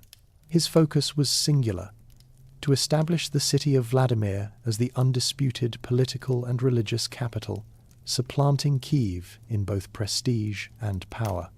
This ambition culminated in the catastrophic event of 1169, a turning point that redefined the nature of interprincely warfare. In that year, driven by a dispute with the ruling prince of Kiev, Mstislav Izyaslavich, Andrei assembled a massive coalition of 11 subordinate princes and their armies. This was not a campaign for succession. It was a punitive expedition of overwhelming force directed at the heart of the old Russ's state. When the coalition army breached Kiev's defences, what followed was unprecedented in the history of the Rurikid civil wars. For 3 days, the city was subjected to a systematic and merciless sack. The chronicles describe a level of destruction previously only associated with foreign invaders. Monasteries and churches, including the hallowed Cathedral of St. Sophia and the Monastery of the Caves, were plundered of their icons, precious vessels, vestments, and books. Bells were torn from their towers. For the first time, one Russ's army treated another Russ's city, and the symbolic mother of them all, as enemy territory to be stripped bare. The sack of 1169 was a profoundly symbolic act.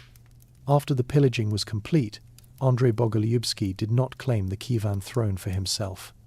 To do so would have been to acknowledge the city's continued primacy. Instead, he installed his younger brother Gleb as a puppet ruler and returned to Vladimir, taking the spoils of his victory with him. His actions sent an unmistakable message to the other princes.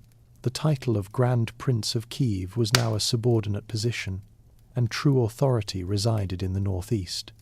The political and moral authority of the old capital was shattered, not by the Cumans from the steppe, but by a prince of the Rurikid dynasty itself. The concept of a common Rus's land, a shared patrimony of the princely clan, was broken. From this point forward, the princes of Vladimir Suzdal would act as the dominant power, treating other principalities not as equals in a family confederation, but as rivals or vassals in a new political order. As the princely authority in Vladimir Suzdal evolved towards autocracy, a radically different political system solidified in the great northern commercial hub of Novgorod. Situated on the Volkhov River, a vital link between the Baltic Sea and the interior of Eurasia, Novgorod developed a unique republican structure that set it apart from all other Rus's lands.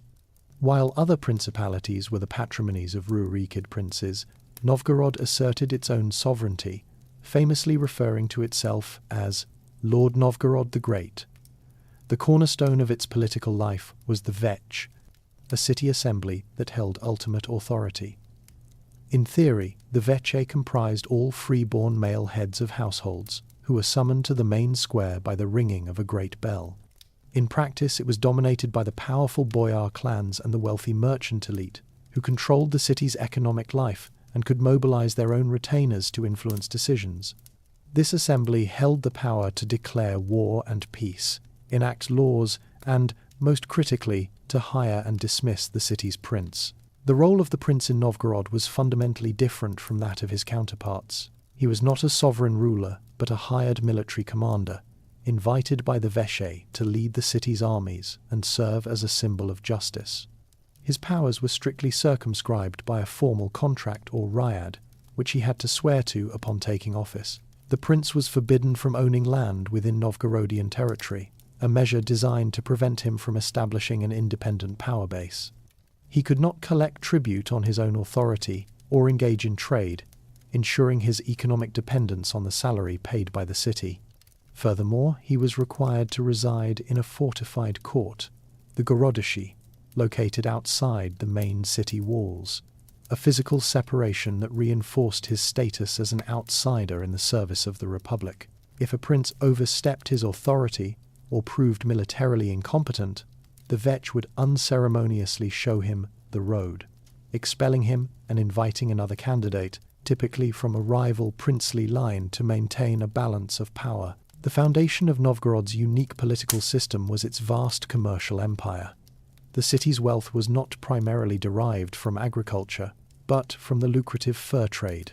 Novgorodian expeditions, a mix of armed traders and tribute collectors, penetrated deep into the northern forests, establishing a colonial dominion that stretched eastward to the Ural Mountains and north to the shores of the White Sea. They subjugated the indigenous Finnic and Ugric tribes, compelling them to pay tribute in the form of high-quality furs, sable, marten, ermine, and fox. These pelts, referred to as soft gold, were then traded through the Hanseatic League to the markets of Western Europe, bringing immense wealth back to the city. This commercial orientation created a powerful merchant class with a vested interest in maintaining a political system that prioritized trade agreements and civic stability over the dynastic ambitions of individual princes. While power consolidated in the autocratic northeast and the republican north, a third distinct and powerful successor state emerged in the southwestern borderlands of Russes. The United Principality of Galicia-Volhynia, positioned on the frontier with Poland, Hungary, and the steppe, developed a political and cultural character profoundly shaped by its proximity to Catholic Central Europe. Its economic foundation was not the fur of the northern forests, nor the newly cleared lands of the Zailsy, but the immensely fertile black earth soils of the Dniester and Prut river basins, which supported a dense and prosperous agricultural population. Furthermore, the region possessed rich salt mines, particularly around Halik, providing a crucial and highly profitable commodity for long-distance trade. This wealth fostered the growth of a landed boyar aristocracy that was more powerful, entrenched, and independent than anywhere else in the former Kievan state. The defining feature of Galician Volhynian political life was the perpetual and often violent struggle for power between the prince and these boyar clans. Unlike in Vladimir Suzdal, where the prince was the primary landowner, here the boyars held vast hereditary estates and commanded significant private military retinues. They fiercely resisted any attempts by the ruling prince to centralize authority, frequently forming conspiracies, deposing rulers, and even inviting Polish and Hungarian kings to intervene in their internal disputes. This created a volatile political environment where princely authority was conditional and constantly contested. The principality reached its first zenith under the rule of Roman Mstislavich of Volhynia, who through ruthless military campaigns at the turn of the 13th century forcefully united the two lands and temporarily crushed boyar opposition. His power was so formidable that a contemporary chronicler referred to him as the autocrat of all the Rus, a testament to his ambition to create a dominant state. Under Roman's son, Daniel of Galicia, the principality became a major force in Eastern European diplomacy. After a long and arduous struggle to reclaim his father's throne from rebellious boyars and foreign intervention, Daniel established a court known for its cultural sophistication, absorbing influences from both Byzantium and the West. He adopted Western European military tactics, including heavy cavalry charges, and fostered urban development by inviting German and Polish artisans to settle in his cities. The ultimate expression of this Western orientation came in 1253 when, seeking allies against the Mongol horde, Daniel accepted a royal crown from a papal legate, becoming the first and only king of Ruses. This act symbolized the unique trajectory of the southwestern principality, a Ruses state that looked as much to Krakow and Rome as it did to the legacy of Kiev. Amidst the political decay and incessant warfare of the late 12th century, the Ruses' lands produced their most celebrated and enigmatic literary masterpiece, the tale of Igor's campaign. Surviving in a single manuscript discovered in the late 1792 and subsequently destroyed in the Moscow fire of 1812, the authenticity of this epic poem was long debated, but is now overwhelmingly accepted by scholars. The work stands as a sophisticated political commentary, using the true story of a failed military expedition as a framework to deliver a powerful indictment of princely disunity. The historical event at the poem's core is the unauthorized campaign undertaken in 1185 by Igor Sviatoslavich, a minor prince of Novgorod-Seversky. Seeking personal glory and plunder without the consent of the senior princes, Igor led his small retinue deep into the Polovtsian steppe. After a minor initial victory, his army was surrounded and annihilated by superior Cuman forces. Igor himself was captured, though he later managed to escape. The anonymous author of the tale elevates this minor, ill-fated raid into a tragedy of national significance. The poem's central and repeated theme is a lament for the fragmentation of the Rus land. The author consistently contrasts the disastrous present with an idealized past, when the early Kievan Grand Princes commanded the loyalty of all and acted in unison. Igor's defeat is not presented merely as a personal failure, but as a direct consequence of the selfish ambition that had come to define interprincely relations. The narrative is punctuated by lyrical digressions and direct political appeals, most notably the golden word of Sviatoslav of Kiev. In this section, the senior prince dreams of Igor's defeat and delivers a powerful speech, chiding Igor and other junior princes for seeking glory prematurely and acting independently. He calls on the most powerful contemporary rulers, such as Vsevolod of the Large Nest in Vladimir Suzdal and Yaroslav Osmomysl of Galicia, to put aside their feuds and join a united defense of the Ruses' land from the pagan threat. The poem is remarkable for its rich and complex texture, weaving together Christian motifs with a deep and pervasive layer of pre-Christian Slavic paganism. While the author is clearly a Christian, the work is filled with animistic appeals to nature. The most famous passage is the lament of Igor's wife, Yaroslavna, who stands on the walls of Putival and addresses the wind, the sun, and the Dnieper River as powerful deities, begging them to return her husband safely. This blending of belief systems, or dvovery, provides a unique window into the spiritual world of the late Kievan era. Ultimately, the tale of Igor's campaign is more than an epic. It is a political pamphlet of the highest literary order, a desperate call for unity from an author who saw that the constant infighting among the princes was leaving the entire civilization vulnerable to external enemies. By the third decade of the 13th century, the political landscape of the Rus lands had devolved into a complex and unstable mosaic of competing principalities. The fiction of a unified Kievan state had long since evaporated, replaced by a reality of endemic internecine warfare. The Rurikid dynasty had proliferated into numerous branches, each considering its own allotted territory, its otchina, as a private possession to be defended and expanded at the expense of its relatives. This world of princes was characterized not by a lack of political order, but by a system of perpetual, low-level conflict that consumed resources and precluded any form of collective security. The Grand Principality of Vladimir Suzdal stood as the most powerful and politically cohesive of the Rus' states. Its rulers, such as Yuri Vsevolodovich, commanded significant military resources and exerted influence over their neighbors. Yet even their authority was primarily focused on consolidating power within the northeastern lands and intervening in the affairs of Novgorod and Kiev to their own advantage. Further south, the once great city of Kiev had become a hollow prize. While it retained its immense symbolic and ecclesiastical prestige as the mother of Rus's cities and the seat of the metropolitan, its political and military power had been shattered.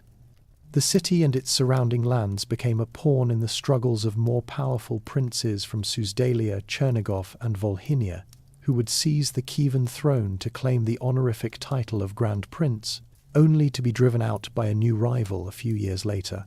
This constant turnover of rulers prevented any long-term stability or investment in the region's defense. To the west, the Principality of Chernigov, itself fragmented into smaller appanages, remained a significant player, its princes frequently vying for control of Kiev and engaging in complex alliances and feuds with their neighbors in Smolensk and Susdalia. In the southwest, Galicia-Volhynia was a potent military force, but its internal politics were often paralyzed by the ongoing struggle between its rulers and a powerful boyar aristocracy that did not hesitate to seek Polish or Hungarian aid. The nature of this constant warfare was dynastic and territorial, not national. Princes fought their cousins and uncles over the possession of a specific town, control of a trade route, or succession rights to a more prestigious throne. They routinely formed alliances with the Polovtsian nomads, their supposed pagan enemies, against fellow Christian Rus' princes when it served their strategic interests. This incessant conflict, while rarely resulting in the complete destruction of a principality, created a state of chronic military exhaustion. The druzhina of the various princes were well versed in the tactics of siege warfare and field battles against other Rus' forces, but they had no experience of, nor any political mechanism for, uniting against a common, overwhelming external threat. The patchwork of rival states, obsessed with their internal quarrels, was strategically and psychologically unprepared for an invasion of a scale and nature unlike anything they had ever encountered. Far to the east of the Rus' lands, beyond the familiar world of the Polovtsian steppe, a political and military revolution was underway that would irrevocably alter the course of world history. In the harsh environment of the Mongolian plateau, a collection of disparate and perpetually warring nomadic tribes, the Tatars, Kerates, Naimans, and Merkits, had been forged into a singular, disciplined force under the leadership of a man named Temujin. Through a brutal, decades-long process of diplomacy, subjugation, and extermination of rivals, Temujin systematically dismantled the old tribal structures. In 1206, at a great assembly or Kurultai, he was proclaimed Genghis Khan, the universal ruler of all the steppe peoples. This event was not merely a change in leadership, it marked the creation of an entirely new kind of state, one organized for total war. The foundation of the Mongol Empire was its military machine, an organization of unprecedented efficiency. Genghis Khan's primary reform was the imposition of a decimal system, organizing all able-bodied men into units of 10 arban, 100 zuan, 1,000 mingan, and 10,000 tumen. Crucially, the membership of these units was deliberately mixed, shattering old clan and tribal loyalties and replacing them with a rigid military hierarchy based on merit and absolute devotion to the Khan. This structure was enforced by the Great Yasa, a code of law that mandated unswerving discipline. A soldier who retreated without orders condemned his entire unit of 10 to execution, a principle of collective responsibility that made flight unthinkable. An elite imperial guard, the Keshig, was formed from the sons of commanders, serving both as the Khan's personal bodyguard and a training academy for future generals. The Mongol army's tactical superiority rested on the universal skill of its soldiers as mounted archers, equipped with powerful composite bows. They employed a highly mobile form of warfare, using large contingents of light cavalry to harass, encircle, and exhaust an enemy with relentless volleys of arrows before heavy cavalry delivered a final, decisive charge. Deception, feigned retreats, and sophisticated battlefield signaling were standard procedure. Initially a purely nomadic force, the Mongols proved to be masterful students of siegecraft. During their conquest of the Khitan and Jin empires in northern China, and later the Khwarezmian Empire in Central Asia, they systematically captured and conscripted engineers. They quickly mastered the use of catapults, battering rams, and diversion of rivers, turning the static defenses of sedentary civilizations into a fatal liability. This combination of nomadic mobility and advanced siege technology created a military force for which no contemporary state had an adequate defense. After shattering the Khwarezmian Tsardom by 1221, the path westward was open, and the inexorable march of this new world power would soon lead it to the frontiers of a divided and unsuspecting Rus.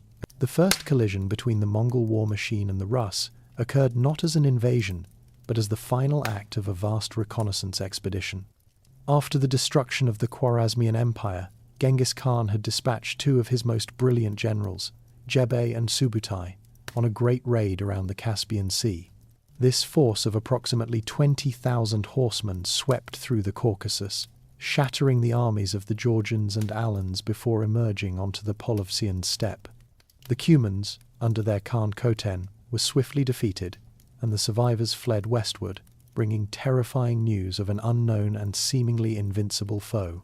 Khoten appealed directly to his son-in-law, Mstislav the Bold, the Prince of Galicia, warning that while the Mongols had taken their lands today, they would take the lands of the Russes tomorrow. In response to this plea, a large and unwieldy coalition of Russes' princes assembled in the spring of 1223. Led by a triumvirate of the most powerful rulers Mstislav the Bold of Galicia, Mstislav III of Kiev, and Mstislav Sviatoslavich of Chernigov, the combined army was a display of misplaced confidence.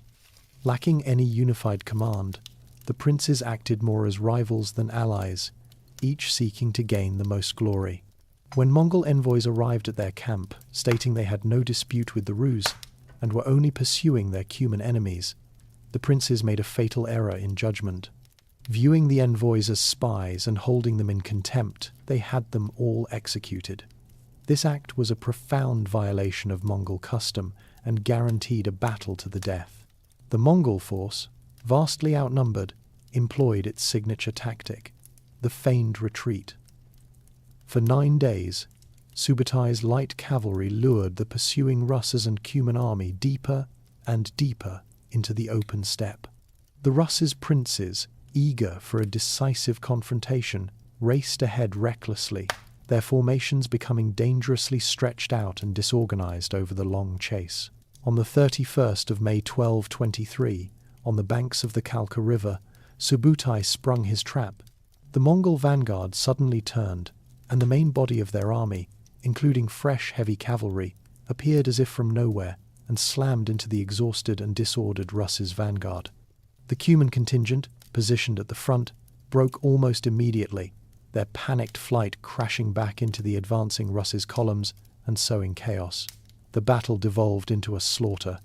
The coalition's lack of a single commander proved fatal, as each prince fought his own separate battle. Mstislav the Bold and his Galician forces were among the first to be routed and managed to escape. The army of Chernigov was annihilated. Mstislav of Kiev with his contingent had not crossed the river and hastily fortified his camp. They held out for 3 days until, short of water, they surrendered to the Mongols, who had promised them safe conduct and that no blood would be shed. The Mongols kept their word literally. They bound the captured Kievan princes, laid them on the ground, and built a heavy wooden platform over them, upon which they held a victory feast, crushing the nobles to death. The battle was a military catastrophe of the first order, yet its lessons went unheeded.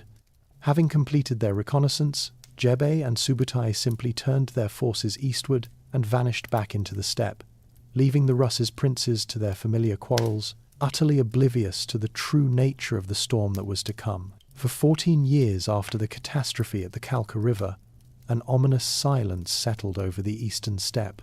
The Rus's princes, having learned nothing from their defeat, returned to their incessant dynastic squabbles, viewing the encounter as a freakish, isolated event. They made no preparations, formed no alliances, and developed no new strategies. In the Mongol capital of Karakorum, however, the Rus's lands had not been forgotten.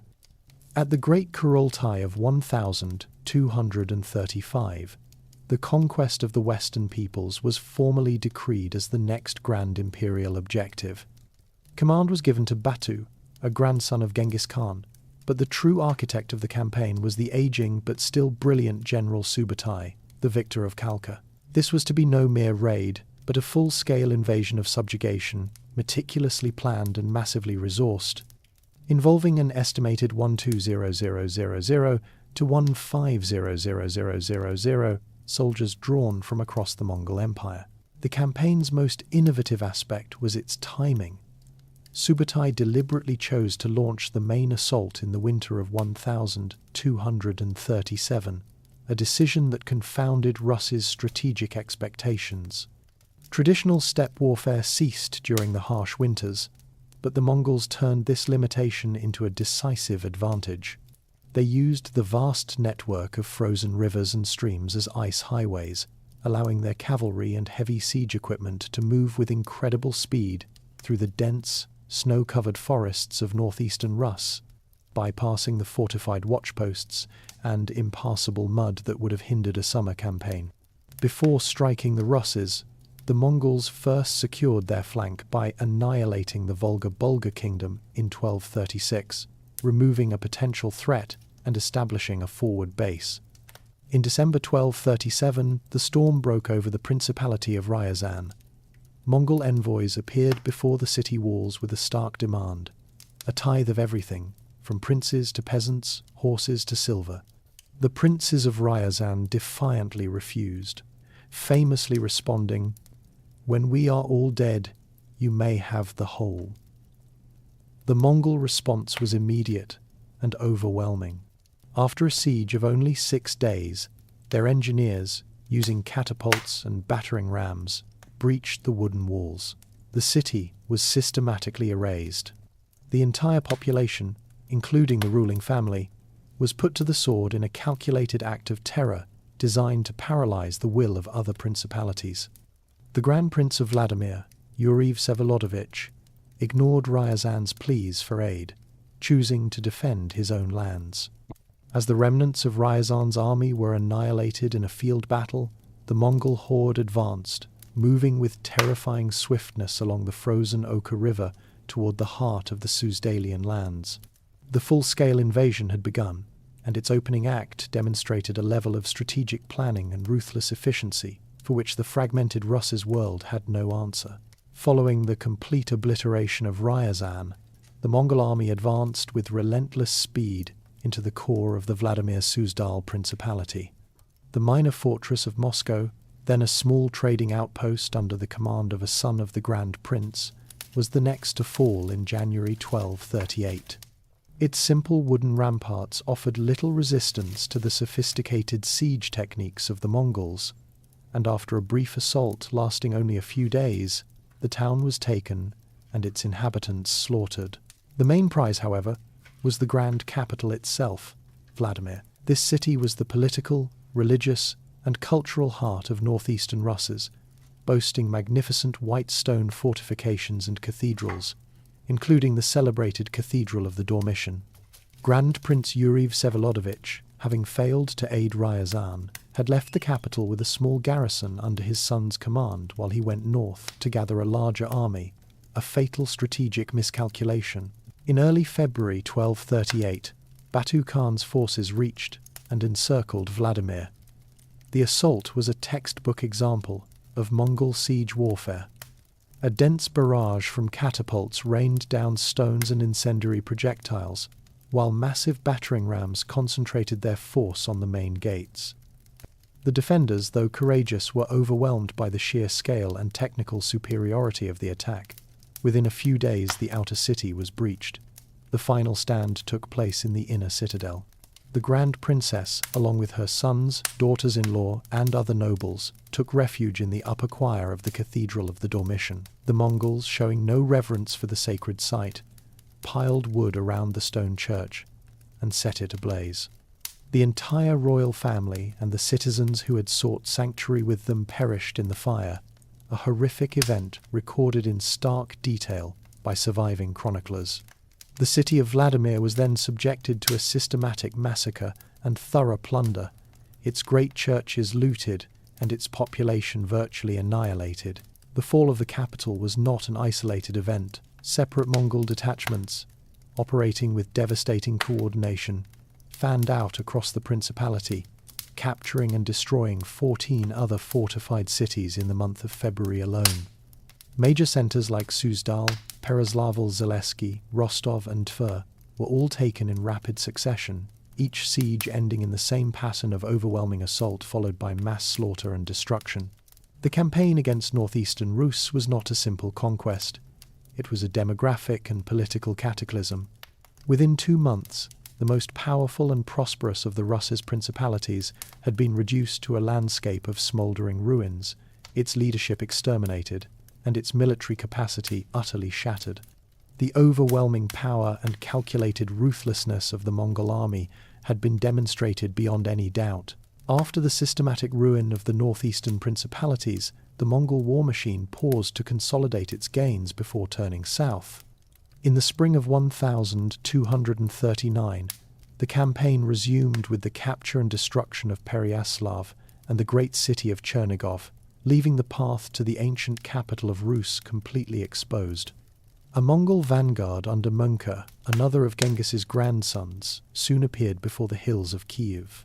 His envoys, sent to demand submission, were executed on the orders of the ruling prince, Michael of Chernigov, who then promptly fled the city, first to Hungary and then to Poland, abandoning his people.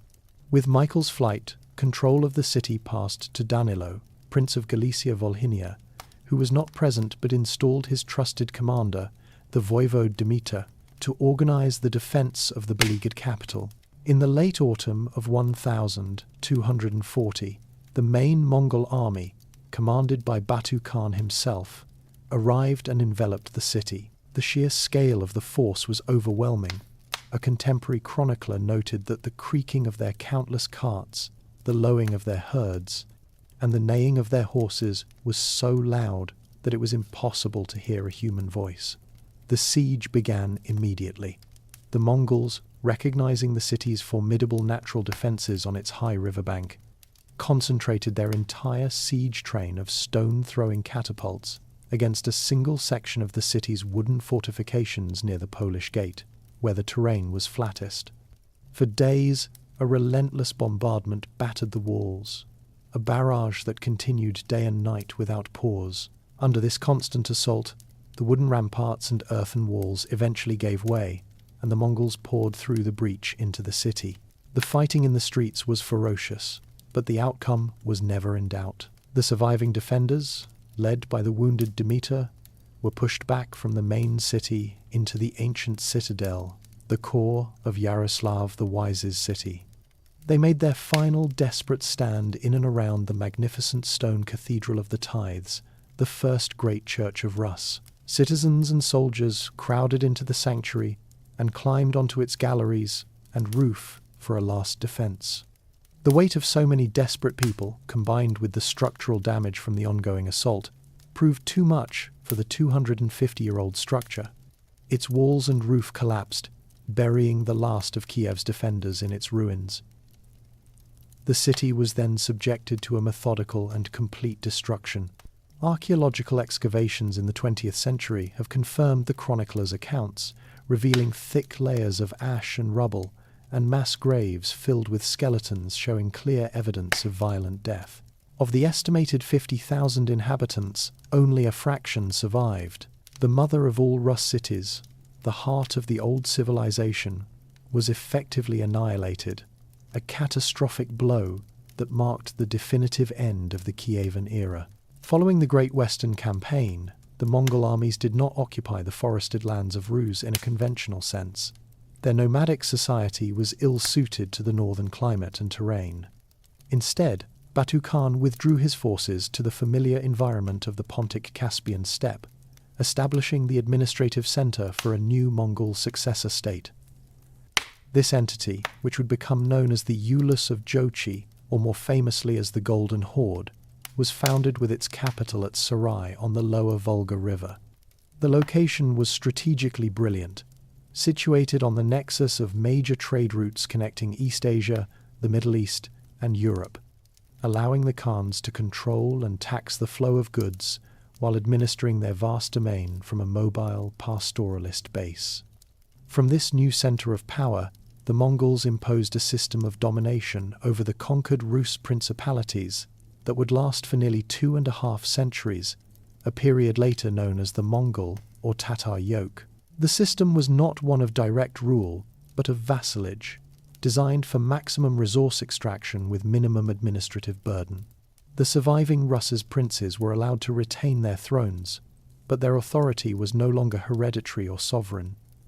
Legitimacy now flowed from the Khan's court in Sarai. To rule, each prince was required to undertake a humiliating journey to the horde to receive a patent of investiture, known as the Yarlik. This journey was perilous and degrading, forcing the once proud rulers to perform rituals of submission before the Khan, and failure to secure the Yarlik meant deposition or death. This system effectively turned the princes into agents of the Khan, pitting them against one another as they vied for Mongol favor, thereby preventing any unified resistance. The primary instrument of control was a brutally efficient system of tribute, the Dan. To implement this, the Mongols conducted a comprehensive census of the Rus's population in the 1,250 seconds, using officials known as chisleniki to register every household for taxation. Mongol overseers, the Baskaki, were installed in major Rus's towns with military detachments to ensure the timely collection of the tribute. The tax burden was immense, levied not only in silver, but also in valuable furs, and, most devastatingly, in people. A regular levy demanded a quota of craftsmen and youths to be sent into slavery or service throughout the vast Mongol Empire, a constant drain on the demographic and economic vitality of the Rus lands. The Mongols were generally pragmatic in their religious policy, granting the Orthodox Church immunity from taxation. This was not an act of benevolence, but a calculated political decision to use the Church as an instrument of social stability, ensuring that it would preach submission to the new order. The imposition of the yoke was complete. The Rus's principalities were now politically subordinate, economically exploited, and isolated from the rest of Europe, beginning a long and dark chapter in their history. The Mongol system of governance over Rus was a sophisticated framework of indirect control, meticulously designed to ensure obedience and maximize the flow of resources from the periphery to the imperial center. Central to this was the institutionalization of tribute, known throughout the empire as yasak. This was not random plunder, but a regular, calculated tax based on the comprehensive census data gathered by Mongol officials. The primary tribute was the vaikod, or the exit, a direct tax typically paid in silver, the collection of which became the principal duty of the Rus princes. Beyond silver, the demands were extensive and crippling, including levies of grain, honey, wax, and most importantly, a devastating tax in furs, a prime commodity on international markets. This systematic extraction of wealth stunted local economic development, redirecting surplus production away from Rus's towns and towards the capital at Sarai. To enforce and manage this system, the Golden Horde utilized several key administrative instruments.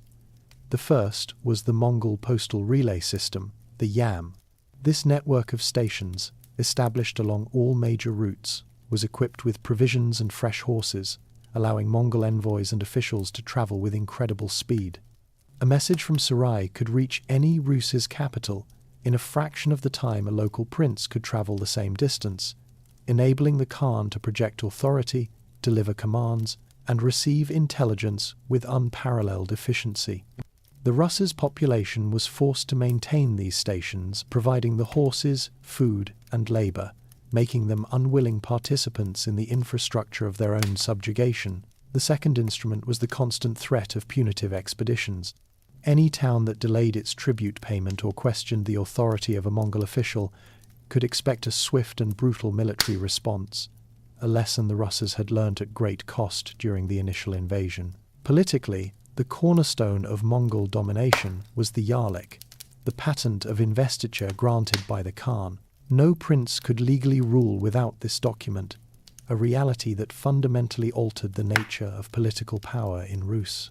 The journey to Sarai to obtain the Yarlik was a mandatory and deeply humiliating ritual of vassalage. Princes were forced to travel for weeks or months, bringing lavish gifts, and upon arrival, they were subjected to court protocols that emphasized their inferior status.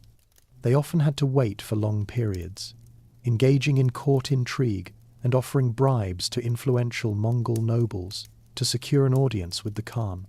The Khan deliberately manipulated the succession process, often awarding the Yarlik for the senior throne of Vladimir not to the most senior claimant by Rus tradition, but to the prince who proved most subservient or offered the largest payment. This practice institutionalized rivalry and betrayal among the princes, making a united front against the Horde a political impossibility. The combination of the Yasak, the Yam, and the Yarlik created a resilient and self-reinforcing system of control that defined the era. In the aftermath of the Mongol conquest, a new generation of Rus's leaders emerged, forced to navigate a treacherous political landscape defined by threats from both east and west. No figure was more central to this era than Alexander Yaroslavich, Prince of Novgorod. While the southern and eastern lands lay in ruins, Novgorod had been spared direct destruction by submitting to the Mongols before they reached the city. This submission, however, did not protect it from long-standing pressures from the west, where Swedish and German crusading orders saw the chaos in Rus as an opportunity for expansion. In 1240, the same year Kiev fell, a Swedish army landed at the mouth of the Neva River, aiming to seize control of vital trade routes. Alexander, then only 19, assembled his small personal retinue and a local militia, and in a swift surprise attack, annihilated the Swedish camp. This victory, which earned him the epithet Nevsky, was not a major battle in European terms, but it was a crucial strategic success, securing Novgorod's northern frontier. A more formidable threat soon appeared in the form of the Teutonic Knights.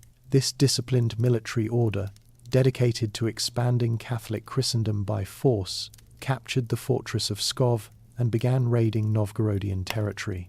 In the winter of 1242, Alexander led a combined army from Novgorod and Vladimir Suzdal to confront them. He chose his ground with tactical genius, the frozen surface of Lake Peipus. Alexander positioned his weaker infantry in the center and his best cavalry on the flanks, hidden from view. The heavily armored German knights charged in their classic wedge formation, crashing through the Russian center. But as they advanced, Alexander's cavalry wings closed in, enveloping the knights. The battle turned into a slaughter on the slippery ice, where the knights' heavy armor became a liability. The ice, deliberately chosen for its weakness in that area, began to crack under the weight of the armored cavalry, and many knights drowned. The battle on the ice was a decisive victory that permanently halted the eastward advance of the German crusaders. While lauded for his military defense against the west, Alexander pursued a radically different policy towards the east. He recognized the overwhelming military superiority of the Golden Horde and understood that resistance would only bring catastrophic punitive raids and further destruction. His policy became one of pragmatic and calculated submission. He made 4 arduous journeys to the Horde, traveling as far as the Mongol capital of Karakorum to pay homage, negotiate terms, and secure the Khan's favor.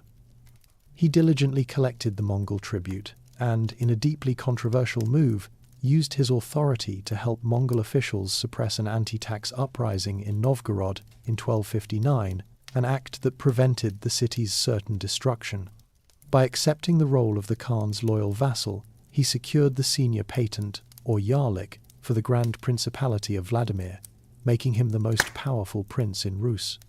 His legacy remains complex: a military saint who defended orthodoxy from the Catholic West, and a pragmatic collaborator who preserved his people by bending the knee to the Mongol East. While the Mongol threat consumed the attention of the southern and eastern Russ's principalities, a different and ideologically driven danger consolidated on their northwestern frontier. The Northern Crusades, a series of papal-sanctioned campaigns, had unleashed militant Catholic orders into the Baltic region, with the objective of converting or exterminating the last remaining pagan peoples of Europe. The most formidable of these was the Order of Brothers of the German House of St. Mary in Jerusalem, known as the Teutonic Knights. Originally founded in the Holy Land, this monastic military order relocated its operations to the Baltic frontier in 1226 at the invitation of a Polish duke to subdue the pagan Prussians. Combining the religious fervor of monks with the disciplined organization of a professional army, the Knights created a unique and highly effective state-building enterprise based on perpetual holy war. The military strength of the Teutonic Order was rooted in its mastery of Western European military technology and tactics. Its core fighting force consisted of heavily armored brother knights, who fought as disciplined heavy cavalry units. Their effectiveness was magnified by advanced siegecraft and the systematic construction of formidable brick fortresses, the Ordensburgen, which served as administrative centers and bases for further conquest. These castles, built with a strategic logic of territorial control, allowed the order to secure conquered lands and project power deep into hostile territory. This permanent military infrastructure gave them a significant advantage over the tribal levies of the pagan Prussians and the militia-based forces of the Russ's principalities, whose campaigns were typically seasonal and less organizationally coherent. The order's expansion was relentless and brutal, constituting a war of annihilation against the Prussian tribes, who were systematically exterminated or forcibly converted and assimilated. Having established a powerful state in Prussia, the Order's crusading mission inevitably brought it into conflict with its Orthodox neighbors. The Knights viewed the Russes of Novgorod and Pskov not as fellow Christians, but as schismatics and heretics, making them legitimate targets for Catholic expansion.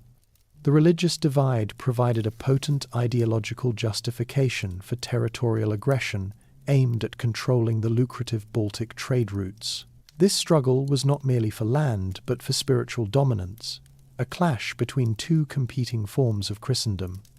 The Knights' advance into Russ's territory began in earnest in the late 1232, exploiting the weakness caused by the Mongol invasions. In 1240, they captured the fortress of Izborsk and then, with the help of internal traitors, seized the vital city of Pskov, placing a German garrison within its walls. This aggression posed an existential threat to the Novgorod Republic, challenging its political independence, its commercial interests, and, most fundamentally, its Orthodox faith. The conflict on the Baltic frontier was now a two-front war for the Northern Rus, a desperate struggle against Catholic crusaders in the west, while paying tribute to Mongol Khans in the east. The 2 centuries following the Mongol invasion constituted a period of profound isolation and transformation for the Russ's lands, often termed the Long Silence. The most immediate and devastating consequence was the near-total severance of established connections with the rest of Europe. The great southern trade artery, the route from the Varangians to the Greeks, which had been the economic and cultural backbone of Kievan Rus, was irrevocably broken. The Pontic steppe was now firmly under the control of the Golden Horde and its allied nomadic groups, making direct travel to Constantinople perilous and commercially unviable. Similarly, the western frontiers became zones of conflict and instability, with the rising Grand Duchy of Lithuania absorbing many of the old Western Russia's principalities, creating a political and religious barrier to contact with Poland and Central Europe. This disruption forced a fundamental reorientation of the Russia's economy. Instead of flowing south and west, wealth, goods, and people were now funneled eastward, primarily to the Horde's capital at Sarai. This economic redirection had a catastrophic effect on urban life and craftsmanship. The initial invasion had resulted in the massacre or deportation of countless skilled artisans, stonemasons, jewelers, icon painters, and weaponsmiths. The great cities of the Kievan era, which had rivaled their European counterparts in wealth and sophistication, fell into a prolonged state of decline. The chronicler's records show that monumental stone construction, a key indicator of economic surplus and cultural confidence, ceased almost entirely for nearly a century after 1240. The constant drain of tribute deprived the principalities of the capital needed for investment and recovery, while the loss of skilled labor meant that complex crafts were forgotten or simplified. The once thriving urban centers devolved into little more than fortified administrative points for tribute collection, their commercial vitality extinguished. Culturally, this isolation fostered a profound inward turn. The dynastic and diplomatic ties that had woven the Rurikid dynasty into the fabric of European royalty were severed. No longer did Russia's princesses marry French or Norwegian kings. Intellectual and theological exchange with Byzantium, once a direct and vital flow, became a trickle, often mediated through the complex political channels of the Horde. Chronicle writing, the main literary output of the era, reflected this new reality. The grand pan-Russian narratives of the Kievan period gave way to localized histories, preoccupied with petty princely squabbles, the grim necessity of journeys to Sarai, and prayers for deliverance. In this environment of external subjugation and internal fragmentation, the Orthodox Church emerged as the sole unifying institution. It became the primary vessel of Russia's identity, preserving the language, the written tradition, and a sense of historical continuity. This shared faith, distinct from the Catholicism of the West and the Islam of the Horde, forged a powerful cultural cohesion born of shared suffering, setting the stage for a new political consciousness that would eventually challenge the Mongol yoke. In the shadow of the great principalities of Vladimir and Tver, and the commercial might of Novgorod, Moscow began its existence as little more than a historical footnote. First mentioned in the chronicles in 1147 as the site of a feast hosted by Yuri Dolgoruki, it was for over a century a minor, provincial outpost deep within the forested interior of Vladimir Suzdal. Its early development was modest. A small wooden fort, or Kremlin, was constructed on the Borovitsky Hill, overlooking the Moskva River in 1156, but the settlement remained a minor appanage. A small holding passed to junior princes, not a centre of power. Yet, this very insignificance, combined with a unique set of geographical advantages, concealed the seeds of its future ascendancy. Moscow's primary asset was its strategic location. Situated at the crossroads of several river systems, it offered a crucial link between the major arteries of Russia's commerce. The Moskva River flowed into the Oka, which in turn joined the Great Volga, providing access to the eastern trade routes leading to the Golden Horde and beyond. Other river portages connected Moscow to the Dnieper basin in the south and the river networks of Novgorod in the northwest. While not on the primary thoroughfare of the old Kievan state, it was a secure internal hub, less exposed than the frontier cities. This security was its second key advantage. The dense, sprawling forests and marshes of the region, the Zalesy, or land beyond the forests, provided a formidable natural defense. Unlike the southern principalities, which lay open to the devastating cavalry raids from the steppe, Moscow was buffered by a trackless wilderness that was difficult for large nomadic armies to penetrate. This relative safety made it a magnet for refugees fleeing the constant warfare and destruction in the south. Throughout the late 13th and 14th centuries, a slow but steady stream of peasants, artisans, and boyars migrated northeastward, bringing with them the skills and manpower that would fuel Moscow's growth. The true beginning of Moscow's political rise came with Daniil Alexandrovich, the youngest son of Alexander Nevsky, who became the first independent prince of Moscow around 1283. He inherited what was considered the most meagre of his father's domains, a testament to its low standing. Daniil and his successors adopted a policy of cautious, pragmatic, and often ruthless opportunism. They avoided the costly and futile open rebellions against the horde that devastated their rivals, particularly the powerful princes of Tver. Instead, they focused on patient diplomacy at Sarai, cultivating relationships with the Khans and positioning themselves as the most reliable tribute collectors. This subservience, while galling, allowed them to use the Khan's authority as a weapon against other Rus princes. While their rivals exhausted themselves in heroic but doomed defiance, the princes of Moscow slowly and methodically expanded their domain through purchase, treaty, and strategic marriages, quietly gathering the lands, or udal, that surrounded their minor forest outpost. The policies of cautious subservience and gradual expansion pioneered by his predecessors were perfected and institutionalized under the reign of Ivan I, who ascended to the Muscovite throne in 1325. History would remember him by the sobriquet Kalita, or money bag, a title that aptly summarized the source and method of his power. Ivan's reign marked a pivotal moment when Moscow transformed its strategy from mere survival to calculated dominance, achieved not through open defiance of the Golden Horde, but through its complete and unwavering co-optation. His political genius lay in recognizing that the authority of the Khan, if properly manipulated, could be the most effective tool for subjugating his Rus's rivals. The turning point of his reign, and for the fate of northeastern Rus, came in 1327, with a major anti-Mongol uprising in Tver, Moscow's primary competitor for regional supremacy. When the Khan's envoy was killed by a Tverian mob, Ivan Kalita seized the opportunity. Instead of joining the rebellion, he immediately traveled to Sarai, professed his loyalty, and offered to lead a Mongol punitive expedition against his own countrymen. The subsequent devastation of Tver by the combined Mongol-Muscovite force was absolute. For his brutal loyalty, Khan Özbeg rewarded Ivan handsomely. In 1328, Ivan was granted the patent, or Yarlik, for the Grand Principality of Vladimir, the title that signified seniority among all Rus's princes. More critically, he was appointed the sole collector of the Mongol tribute, the yasak, from all the Rus lands. This role was the cornerstone of his power. It centralized a vast flow of wealth through Moscow, allowing Ivan to enrich his own treasury by handling, and likely skimming from, the collected funds.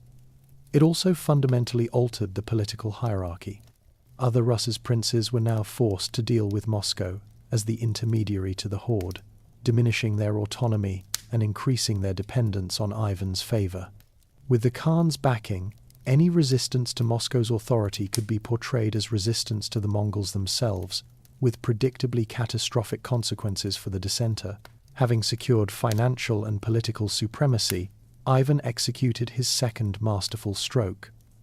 He cultivated a close relationship with the Metropolitan of the Orthodox Church, who resided in Vladimir. Through lavish patronage and guarantees of security, Ivan persuaded the aging Metropolitan Peter, and later his successor Theognost, to make Moscow their de facto residence. While the official transfer of the see would happen later, this move effectively shifted the spiritual center of the Rus's lands to Ivan's capital. The presence of the head of the church endowed Moscow with an unparalleled ideological legitimacy. It became not merely the richest and most powerful principality, but the sacred heart of orthodoxy. By the end of his reign in 1340, Ivan Kalita's cunning had laid the unshakable foundations of Muscovite power, built on the twin pillars of Mongol-backed financial control and supreme religious authority. While Ivan Kalita's financial and political maneuvering secured Moscow's temporal power, it was a concurrent and equally calculated strategy that cemented its spiritual supremacy. The official seat, or see, of the Metropolitan of Kiev and all Rus had been located in the city of Vladimir since the aftermath of the Mongol invasion. However, by the early 14th century, Vladimir's political and economic significance was in terminal decline, making it an increasingly insecure and isolated base for the head of the Orthodox Church. This vulnerability created an opportunity that the princes of Moscow were uniquely positioned to exploit. The pivotal figure in this transition was Metropolitan Peter, who headed the church from 1308 to 1326. Though his official residence was Vladimir, Peter developed an exceptionally close personal and political relationship with the Muscovite court. He found in Moscow a level of security and stability that was absent elsewhere in the Rus' lands, and in its princes he found willing and lavish patrons. Beginning in the later years of his tenure, Peter began spending the majority of his time in Moscow, making it his de facto residence long before any official transfer. This was not a passive development. It was actively encouraged by Ivan Kalita, who understood that the presence of the Metropolitan conferred a unique and unassailable prestige upon his capital. Ivan demonstrated his commitment by funding the construction of the first stone churches within the Moscow Kremlin, a significant undertaking in an era when most buildings were made of wood.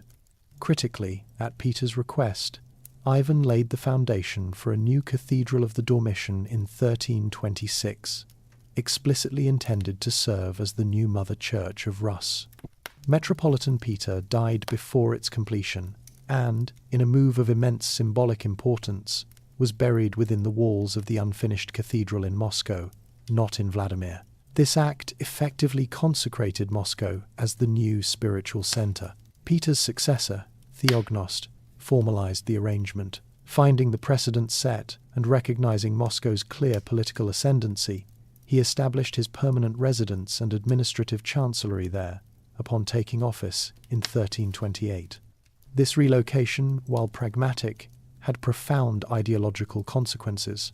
The presence of the Metropolitan See transformed Moscow from merely the most powerful principality into the spiritual heart of the Orthodox world in Eastern Europe. This fusion of ecclesiastical and political authority gave the Muscovite princes a powerful new tool. Their struggle for dominance over other Rus' lands could now be framed not as mere ambition, but as a sacred duty to defend the center of the true faith. The state and the church entered into a symbiotic relationship where the Grand Prince protected the church's authority and wealth, and in return, the church legitimized the Grand Prince's rule, a partnership that would define the character of Russian autocracy for centuries to come. For more than a century, the heart of Moscow had been protected by fortifications of oak, impressive structures for their time but fundamentally vulnerable to fire, the great scourge of medieval warfare. The reign of Dmitry Ivanovich, who came to power in 1359, coincided with a dramatic escalation of external threats that rendered these wooden defences obsolete.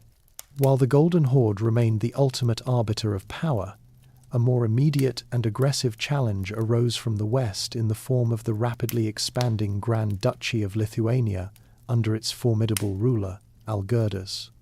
Lithuanian armies, employing advanced military tactics, began to systematically raid and annex lands on Moscow's western frontiers, posing an existential threat to the principality's future. In response to this clear and present danger, and following a series of devastating fires in the 1360 seconds, a decision of immense strategic and symbolic importance was made. Between 1366 and 1368, Prince Dmitry initiated a monumental construction project, the replacement of the old oak walls of the Kremlin with fortifications of white stone. This undertaking was a logistical and financial feat of staggering proportions for a 14th century Rus principality. Thousands of labourers and skilled masons were mobilized. The white limestone, the belly-carmen that would give Moscow its enduring epithet, was quarried in vast quantities from Myachkovo, a village southeast of the city, and transported by river and sled during the winter months. The construction of stone walls, complete with towers and battlements, was an enterprise previously reserved for only the wealthiest ecclesiastical centres or the most powerful independent states. For a prince who was still technically a vassal of the Golden Horde to erect such a fortress was an unprecedented statement of ambition. The white stone Kremlin was far more than a defensive upgrade. It was a physical manifestation of Moscow's growing wealth, its organizational capacity, and its intention to chart a more defiant course. The structure transformed Moscow into the most formidable fortress in northeastern Rus', fundamentally altering the region's military balance. Its strategic value was proven almost immediately. When Algirdas of Lithuania led his army to the city's gates in 1368 and again in 1370, he was confronted not by a flammable wooden stockade, but by impenetrable stone walls. Unable to mount a successful siege, the Lithuanian forces were compelled to withdraw, their campaigns blunted by Moscow's newfound resilience. This successful defense, in stark contrast to the fate of other cities with wooden walls, broadcast a powerful message across the Rus' lands. Moscow was now the secure center, the political and military anchor capable of withstanding the assaults that had plagued the principalities for generations. The construction under Dmitry marked a psychological turning point, a shift from the cautious accumulation of power under the Horde's shadow to the open assertion of sovereignty. The gradual consolidation of Muscovite power and the concurrent internal fragmentation of the Golden Horde during a period of civil war known as the Great Troubles created the conditions for an inevitable confrontation. By the 1372nd, Dmitry Ivanovich of Moscow, emboldened by his new stone fortress and a growing coalition of allied princes, began to openly challenge Mongol authority. The catalyst for a decisive conflict was the rise of the warlord Mamai, an powerful general within the Horde who, lacking direct descent from Genghis Khan, sought to legitimize his rule by reimposing absolute control over the defiant Rus' principalities. When Dmitry refused Mamai's demands for increased tribute and submission, Mamai assembled a massive multinational army, including his core Mongol cavalry, allied Turkic tribes, and even Genoese mercenary infantry, intending to crush Moscow permanently. He also secured a strategic alliance with Grand Duke Jogaila of Lithuania, who planned to link his forces with Mamai's for the final assault. In response, Dmitry assembled the largest pan-Rus' army ever seen, a clear demonstration of Moscow's newfound status as the national leader. Making a critical strategic decision, he marched his forces south and, on the eve of the battle, crossed the Don River. This was an immensely risky maneuver that cut off any possibility of retreat, committing his army to a fight to the death, but also effectively preventing Mamai's Lithuanian allies from joining the engagement. On the 8th of September 1380, the two armies met on Kulikovo Field. The battle was a brutal and direct confrontation. Mamai's forces launched a massive frontal assault, and for hours the superior Mongol cavalry threatened to overwhelm and break the Rus' lines. The fighting was exceptionally bloody, with chronicles describing a struggle so intense that the field was choked with the dead and dying. The turning point was a masterstroke of tactical planning by Dmitry. He had concealed a large elite ambush regiment in a forest flanking the battlefield. As the main Rus' line buckled and was on the verge of collapse, this fresh reserve force charged into the flank and rear of Mamai's army. The shock and surprise of the attack were total. The Mongol formation, already committed and stretched thin, shattered completely, turning the tide of the battle into a full-scale rout. Mamai fled the field, his army destroyed. The immediate political consequences of Kulikovo were, paradoxically, limited. The victory did not end the Mongol yoke. Just 2 years later, a legitimate Khan, Tokhtamysh, sacked Moscow and forced Dmitry to resume tribute payments. However, the psychological and symbolic impact of the victory was permanent and profound. For the first time, a united Rus' army had met and decisively defeated a major Horde force in open battle. The myth of Mongol invincibility was irrevocably broken. The battle transformed Dmitry into the legendary figure Dmitry Donskoy, of the Don, and cemented Moscow's role as the undisputed leader in the long struggle for liberation, creating a foundational epic of national unity and sacrifice. Just 15 years after the victory at Kulikovo, while Moscow was still reasserting its authority, a new and far more terrifying threat emerged from the depths of Asia. The Central Asian conqueror Timur, known to the West as Tamerlane, had forged an empire that stretched from India to the Mediterranean. His military machine was a disciplined and ruthless force that had laid waste to entire civilizations, and its scale and efficiency dwarfed that of the fractious Golden Horde. Timur's primary conflict was with his rival Khan Toktamish, the same ruler who had sacked Moscow in 1382. After decisively defeating Toktamish's armies on the Terek River in the North Caucasus in 1395, Timur's victorious and battle-hardened legions turned their attention north, marching directly towards the Rus' lands. This was not a punitive raid for tribute. This was an invasion by the world's most formidable military commander, whose reputation for systematic destruction preceded him. As Timur's army advanced, laying waste to the city of Yelets and moving unopposed towards the Oka River, a wave of profound terror gripped Moscow. The city's ruler, Grand Prince Vasily I, son of Dmitry Donskoy, mobilized all available forces, but the Muscovite army was quantitatively and qualitatively no match for Timur's veterans. The white stone Kremlin, which had thwarted the Lithuanians, now seemed a fragile defense against an army that had successfully besieged and conquered the great fortified cities of Persia and Anatolia. Confronted with the prospect of imminent and total annihilation, the political and ecclesiastical leadership of Moscow turned to their ultimate spiritual defense. A decision was made to bring the single most sacred relic of the Rus people, the Theotokos of Vladimir, from its home in the Dormition Cathedral in Vladimir to the threatened capital. This was an act of supreme national desperation. A solemn procession carried the icon, and as it made its journey, the entire populace of Moscow engaged in fasting and prayer. On the 26th of August 1395, the day the icon arrived and was met by the clergy and the Grand Prince on the outskirts of the city, Timur's army, which had reached the borders of Muscovite territory, halted.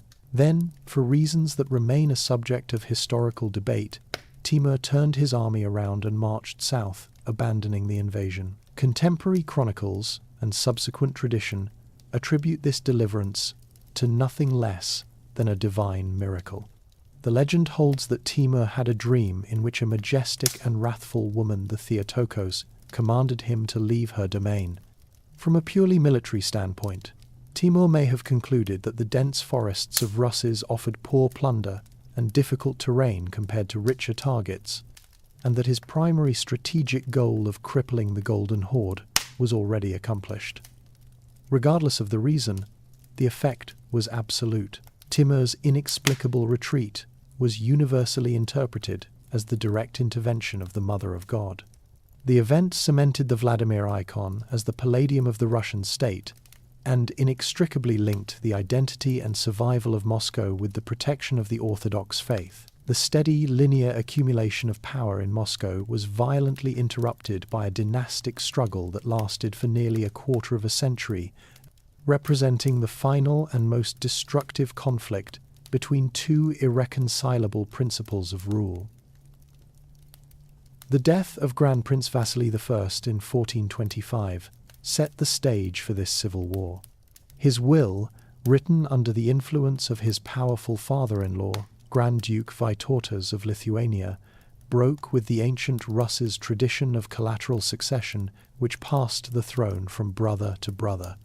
Instead, he designated his 10-year-old son, Vasily II, as his heir, championing the new principle of direct, vertical inheritance from father to son. This immediately brought him into conflict with his own uncle, Yuri of Zvenigorod, a respected and ambitious prince who held a strong claim to the throne under the old system. The dispute was submitted to the Khan of the Horde for arbitration, who, in a decision influenced by a cunning Muscovite boyar, ruled in favor of the child Vasily II, temporarily averting war. The conflict erupted in earnest after Yuri's death, when his sons, Vasily the Cross-Eyed and Dmitry Shemyaka, took up his cause with renewed ferocity. The war that followed was not a series of pitched battles, but a grim struggle of raids, betrayals, and political maneuvering, during which the throne of Moscow changed hands multiple times. The conflict reached its nadir of brutality in 1446. While Vasily II was on a pilgrimage to the Trinity Street Sergius Monastery, Dmitry Shemyaka seized Moscow and captured the Grand Prince. In an act of unparalleled cruelty, intended to render his rival permanently ineligible for rule, Shemyaka had Vasily II blinded. This act, however, proved to be a profound political miscalculation. Instead of disqualifying Vasily, the blinding transformed him into a martyr figure, Vasily the Dark, and generated a wave of sympathy for his cause. The extreme violence and instability caused by Shemyaka and his allies horrified the Muscovite boyar elite and the leadership of the Orthodox Church. They recognized that the endless claims of appanage princes threatened to dismantle the state that generations had worked to build. The future, they concluded, lay not in the chaotic rotation of power among uncles and nephews, but in the stability of a single, unbroken royal line. With the backing of the Church and the military power of the most influential boyars, Vasily the Dark retook his throne. The great feudal war, in its destructive course, had effectively burned away the last vestiges of the old appanage system. It was the final bloody spasm of princely particularism before the definitive triumph of Muscovite autocracy. By eliminating his dynastic rivals and their claims, Vasily the Dark, despite his blindness, consolidated power to an unprecedented degree, setting the stage for his son Ivan the Great to complete the gathering of the Ruses' lands. Inheriting the consolidated and autocratic power secured by his father, Vasily the Dark, Ivan III, who would be known as the Great, ascended to the throne in 1462 with a clear and singular objective: the systematic unification of all the great Russian lands under Moscow's rule. His 43-year reign was not one of reckless conquest, but of calculated, patient, and relentless statecraft. Ivan III employed a combination of diplomatic pressure, dynastic marriage, outright purchase, and, when necessary, overwhelming military force to absorb the remaining independent principalities. This methodical process became known as the gathering of the Russian lands. His first major target was the vast and wealthy Novgorod Republic, Moscow's last significant rival in the north. Ivan framed his campaign in ideological terms, accusing the Novgorodian elite of betraying orthodoxy by negotiating an alliance with Catholic Lithuania. This provided the pretext for two decisive military campaigns. The first, culminating in the Battle of Shelon River in 1471, saw a disciplined Muscovite army annihilate Novgorod's larger but poorly organized citizen militia. This defeat forced Novgorod into submission, but Ivan waited 7 more years to deliver the final blow. In 1478, he marched on the city again, formally dissolving the republic, abolishing its ancient democratic assembly, the Vech, and, in a profoundly symbolic act, removing the great Vech bell and transporting it to Moscow. The voice of Novgorodian independence was silenced forever. With Novgorod subdued, Ivan turned his attention to the Principality of Tver, Moscow's historic and bitter rival. Here he employed a different strategy, using diplomacy and intimidation to isolate Tver from its potential Lithuanian allies. By 1485, he had encircled the principality, and his army marched on the city. Faced with inevitable defeat, the Prince of Tver fled to Lithuania, and the city surrendered without a major battle. The absorption of Tver was a pivotal moment, eliminating the last major independent Great Russian state and leaving Moscow as the undisputed hegemon. Other smaller principalities fell in succession. Yaroslavl was absorbed in 1463, and the rights to the Principality of Rostov were purchased by 1474. Through this unceasing process, Ivan III fundamentally transformed the political map. He was no longer merely a Grand Prince of Moscow, first among equals, but the sovereign of a large, centralized national state. He more than tripled the territory he had inherited, laying the definitive foundation for modern Russia and setting the stage for the final confrontation that would end the Mongol yoke. By 1480, Ivan III's consolidation of the Rus lands had created a state powerful enough to challenge the very foundation of Mongol suzerainty. For several years he had ceased paying the customary tribute to the Great Horde, a direct and unmistakable act of defiance. In response, Khan Akhmat, determined to reassert Mongol authority and punish his recalcitrant vassal, assembled a large army. To ensure success, he forged a critical alliance with King Casimir IV of Poland and Lithuania, who was meant to attack Muscovy from the west, creating a two-front war. As Akhmat's forces advanced on Moscow in the autumn of 1480, Ivan III mobilized his own army and marched south to meet them. The two armies converged on the Ugra River, a tributary of the Oka that then served as the border between Muscovite and Lithuanian-controlled territory. What followed was not a battle, but a prolonged and tense strategic standoff. For months, from October into November, the Muscovite and Mongol Tatar armies faced each other from opposite banks of the river. Akhmat's forces made several attempts to cross the Ugra, but were repulsed by Muscovite artillery and archers in a series of intense skirmishes. The Muscovites, for their part, held a strong defensive position and refused to be drawn into an open battle on the steppe, where the horde's cavalry would hold the advantage. During this period, Ivan III himself displayed a notable degree of vacillation, at times seeming ready to negotiate, which drew sharp criticism from the staunchly anti-Tatar faction in Moscow, led by the clergy. They urged him to stand firm, framing the confrontation as a holy struggle for the Orthodox faith. The stalemate was ultimately broken not by military action, but by the collapse of Akhmat's strategic position. The promised Lithuanian support never materialized. Casimir IV was preoccupied with internal problems, and a diversionary raid launched by Ivan's ally, the Khan of Crimea. As winter began to set in, the horde's army, far from its home base, began to suffer from dwindling supplies and the spread of disease. When the Ugra River began to freeze over in early November, eliminating it as a natural barrier, the moment for a decisive battle seemed to have arrived. Yet, in a remarkable and anticlimactic turn of events, both armies began a near-simultaneous retreat. Akhmat, facing a prepared enemy, a harsh winter, and no allies, recognized the futility of his campaign. Ivan, having successfully defended his border without risking his army in a major engagement, ordered a withdrawal as well. Akhmat's failure to force a battle or extract tribute was a catastrophic blow to the horde's prestige. The great stand on the Ugra River, a victory won without a fight, is symbolically recognized as the definitive end of the Mongol yoke. It demonstrated that Muscovy now possessed the military and political will to act as a sovereign state, no longer a mere vassal, but an independent power on the world stage. The sovereignty achieved on the Ugra River was not merely a political or military victory. It created a profound ideological vacuum that Muscovy was uniquely positioned to fill.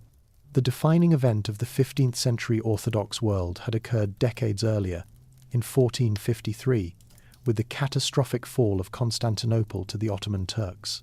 The Second Rome, the thousand-year-old bastion of Eastern Christianity, had been extinguished, leaving the Orthodox faithful without a temporal protector. This geopolitical reality provided the context for Ivan III's most significant dynastic maneuver. In 1472, he married Zoe Palaeologina, the niece of the last Byzantine emperor, Constantine XI. The marriage, arranged with papal assistance, was more than a prestigious match. It was a symbolic transfer of legitimacy. By linking the Rurikid dynasty to the imperial bloodline of Byzantium, Moscow could now lay claim to the spiritual and political heritage of the fallen empire. This claim was immediately translated into tangible symbols of power. Ivan III adopted the Byzantine double-headed eagle as the official state seal of Muscovy, a potent emblem signifying a claim to both Western and Eastern imperial authority. The simple court of the Muscovite princes was transformed, adopting the elaborate rituals, complex etiquette, and ceremonial grandeur of the Byzantine court. Ivan began to style himself Gosudar, sovereign of all Rus, a title implying a new level of absolute authority far beyond that of a mere grand prince. This transformation was soon given a powerful theological and political articulation in the doctrine of Moscow as the Third Rome. Formulated by churchmen like the monk Philotheus of Pskov in the early 16th century, the theory posited a clear historical succession. The First Rome had fallen into heresy, leading to the Great Schism. The Second Rome, Constantinople, had fallen as punishment for its sins, particularly its flirtation with union with the Catholic Church at the Council of Florence. This left Moscow as the last independent Orthodox power, the sole remaining guardian of the true faith. As Philotheus wrote, "Two Romes have fallen, the third stands, and a fourth there shall not be." This potent ideology provided divine sanction for Muscovite autocracy. The sovereign of Moscow was no longer just a national ruler, but the defender of all orthodoxy, a Tsar, Caesar, whose power was God-given and absolute. The medieval period of appanage princes and vassalage was definitively over, replaced by a new imperial consciousness and a centralized, autocratic state that would define the Tsardom of Russia for centuries to come.